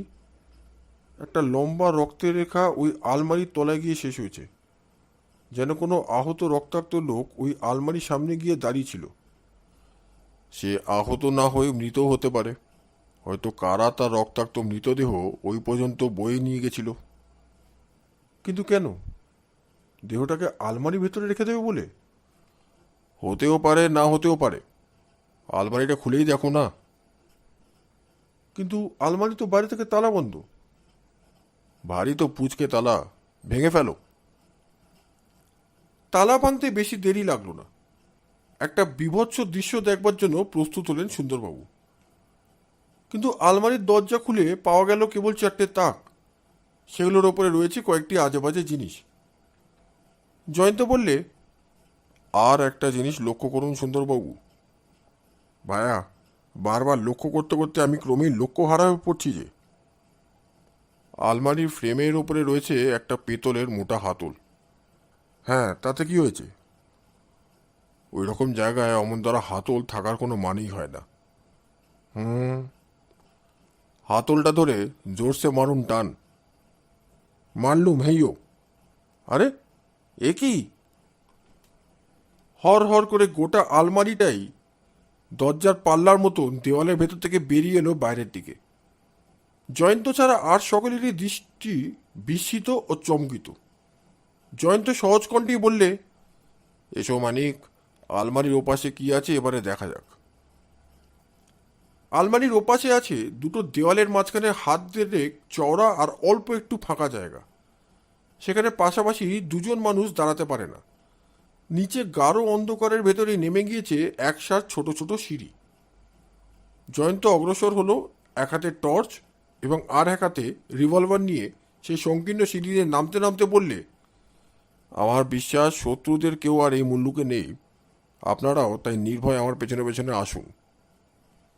মোট 30টা ধাপ, তারপর সিঁড়ি শেষ। এদিকে ওদিকে টর্চের আলো ফেলে জমাট অন্ধকার বিদীর্ণ করে জয়ন্ত বললে, বাড়িখানা আছে আমাদের মাথার উপরে, এখন আমরা পাতালের গর্ভে। এখানটা দেখছি ছোটোখাটো ঘরের মতন। আর জয়ন্তের কথা ফুরোবার আগেই সেই অন্ধকূপের ভেতরে বিকট একটা ভৌতিক কণ্ঠস্বর ধ্বনিত হয়ে উঠল। মস্ত একটা লম্প ত্যাগ করে আবার সিঁড়ির ওপরে গিয়ে সুন্দরবাবু সবাই বলে উঠলেন, এ কি রে বাবা, এ কি আওয়াজ? পালিয়ে এসো জয়ন্ত, পালিয়ে এসো মানিক। যেদিক থেকে শব্দটা আসছিল সেদিকে জয়ন্ত ফিরে দাঁড়ালো চোখের ফলক ফরবার আগেই। টর্চের আলোতে দেখা গেল এক কোণে মেঝের ওপরে পড়ে রয়েছে একটা নিচেষ্ট মনুষ্য মূর্তি, তার মুখ আর পা বাঁধা। মানিক দু পা এগিয়ে এগিয়ে হেঁট হয়ে মূর্তিটাকে দেখে সবিস্ময়ে বলে উঠল, নরেনবাবু না? নরেন ঘাড় নেড়ে কেবল বলতে পারলে, জয়ন্ত ও মানিক তৎক্ষণাৎ তার বন্ধন খুলে দিলে। সিঁড়ির ওপর থেকে আবার নিচে নামতে নামতে সুন্দরবাবু হাঁপ ছেড়ে বললেন, নরেনবাবু, এইভাবে আমাদের ভয় দেখানো উচিত হয়নি। এই কি রে বাবা? নরেন এবারে শ্রান্ত স্বরে বললে, কি করব বলুন, ও ছাড়া আর কোনো শব্দ উচ্চারণ করবার উপায় আমার ছিল না। জয়ন্ত বললে, আপনি ব্যাপারটা সংক্ষেপে একটু বর্ণনা করতে পারবেন কি? হ্যাঁ, পারবো। বাড়ির ওপরকার ঘরে উঠবার পর একজন খুব রোগা আর ঢ্যাঙা লোক আমার সঙ্গে অল্পক্ষণ বাজে কথা বললে। তারপর অতর্কিত পেছন থেকে আমাকে আক্রমণ করলে কয়েকজন লোক। কোনো রকমে একবার তাদের হাত ছাড়িয়ে আমি উপরি উপরি দুবার রিভলভার ছুড়লাম। একটা লোক জখম হয়ে মাটির ওপরে পড়ে গেল বটে, কিন্তু বাকি লোকগুলো আবার আমার উপরে ঝাঁপিয়ে পড়ে বেঁধে ফেললে আমার হাত পা মুখ। তারপর তারা আমাকে নিয়ে কি করতো জানি না, কিন্তু হঠাৎ বাইরে আপনাদের বাঁশি বেজে উঠল। রোগা ঢ্যাঙা লোকটা বললে, পালাও, পুলিশ এসেছে। তখন আমায় আর সেই আহত লোকটার দেহ মাটির ওপর থেকে তুলে নিয়ে তারা দেওয়ালের একটা গুপ্তদ্বার খুলে সিঁড়ি দিয়ে এইখানে নেমে এলো। আসবার সময় সেই রোগা ঢ্যাঙা লোকটা বোধহয় আপনাদের লক্ষ্য করে একবার বন্দুকও ছুটেছিল। জয়ন্ত বললে, নরেনবাবু, সেই লোকটার গলার আওয়াজটা কেমন? স্বাভাবিক। আধা নরম আধা কর্কশ নয়? না না। মানিক, তাহলে মনে হচ্ছে বেহালার বাগান বাড়িতে যে আমাদের সঙ্গে কথা বলেছিল সে আর এই রোগা ঢাঙা লোকটা একই ব্যক্তি নয়। আচ্ছা নরেনবাবু, আপনাকে এখানে ফেলে রেখে লোকগুলি কোন দিকে গিয়েছে বলতে পারেন? হ্যাঁ, তারা ওই দরজাটা খুলে বেরিয়ে গেল। নরেন অঙ্গুলি নির্দেশ করলে। দেওয়ালের গায়ে রয়েছে ছোট্ট একটা দরজা, তার কপাট বন্ধ ছিল না। জয়ন্ত দরজার উপাসটা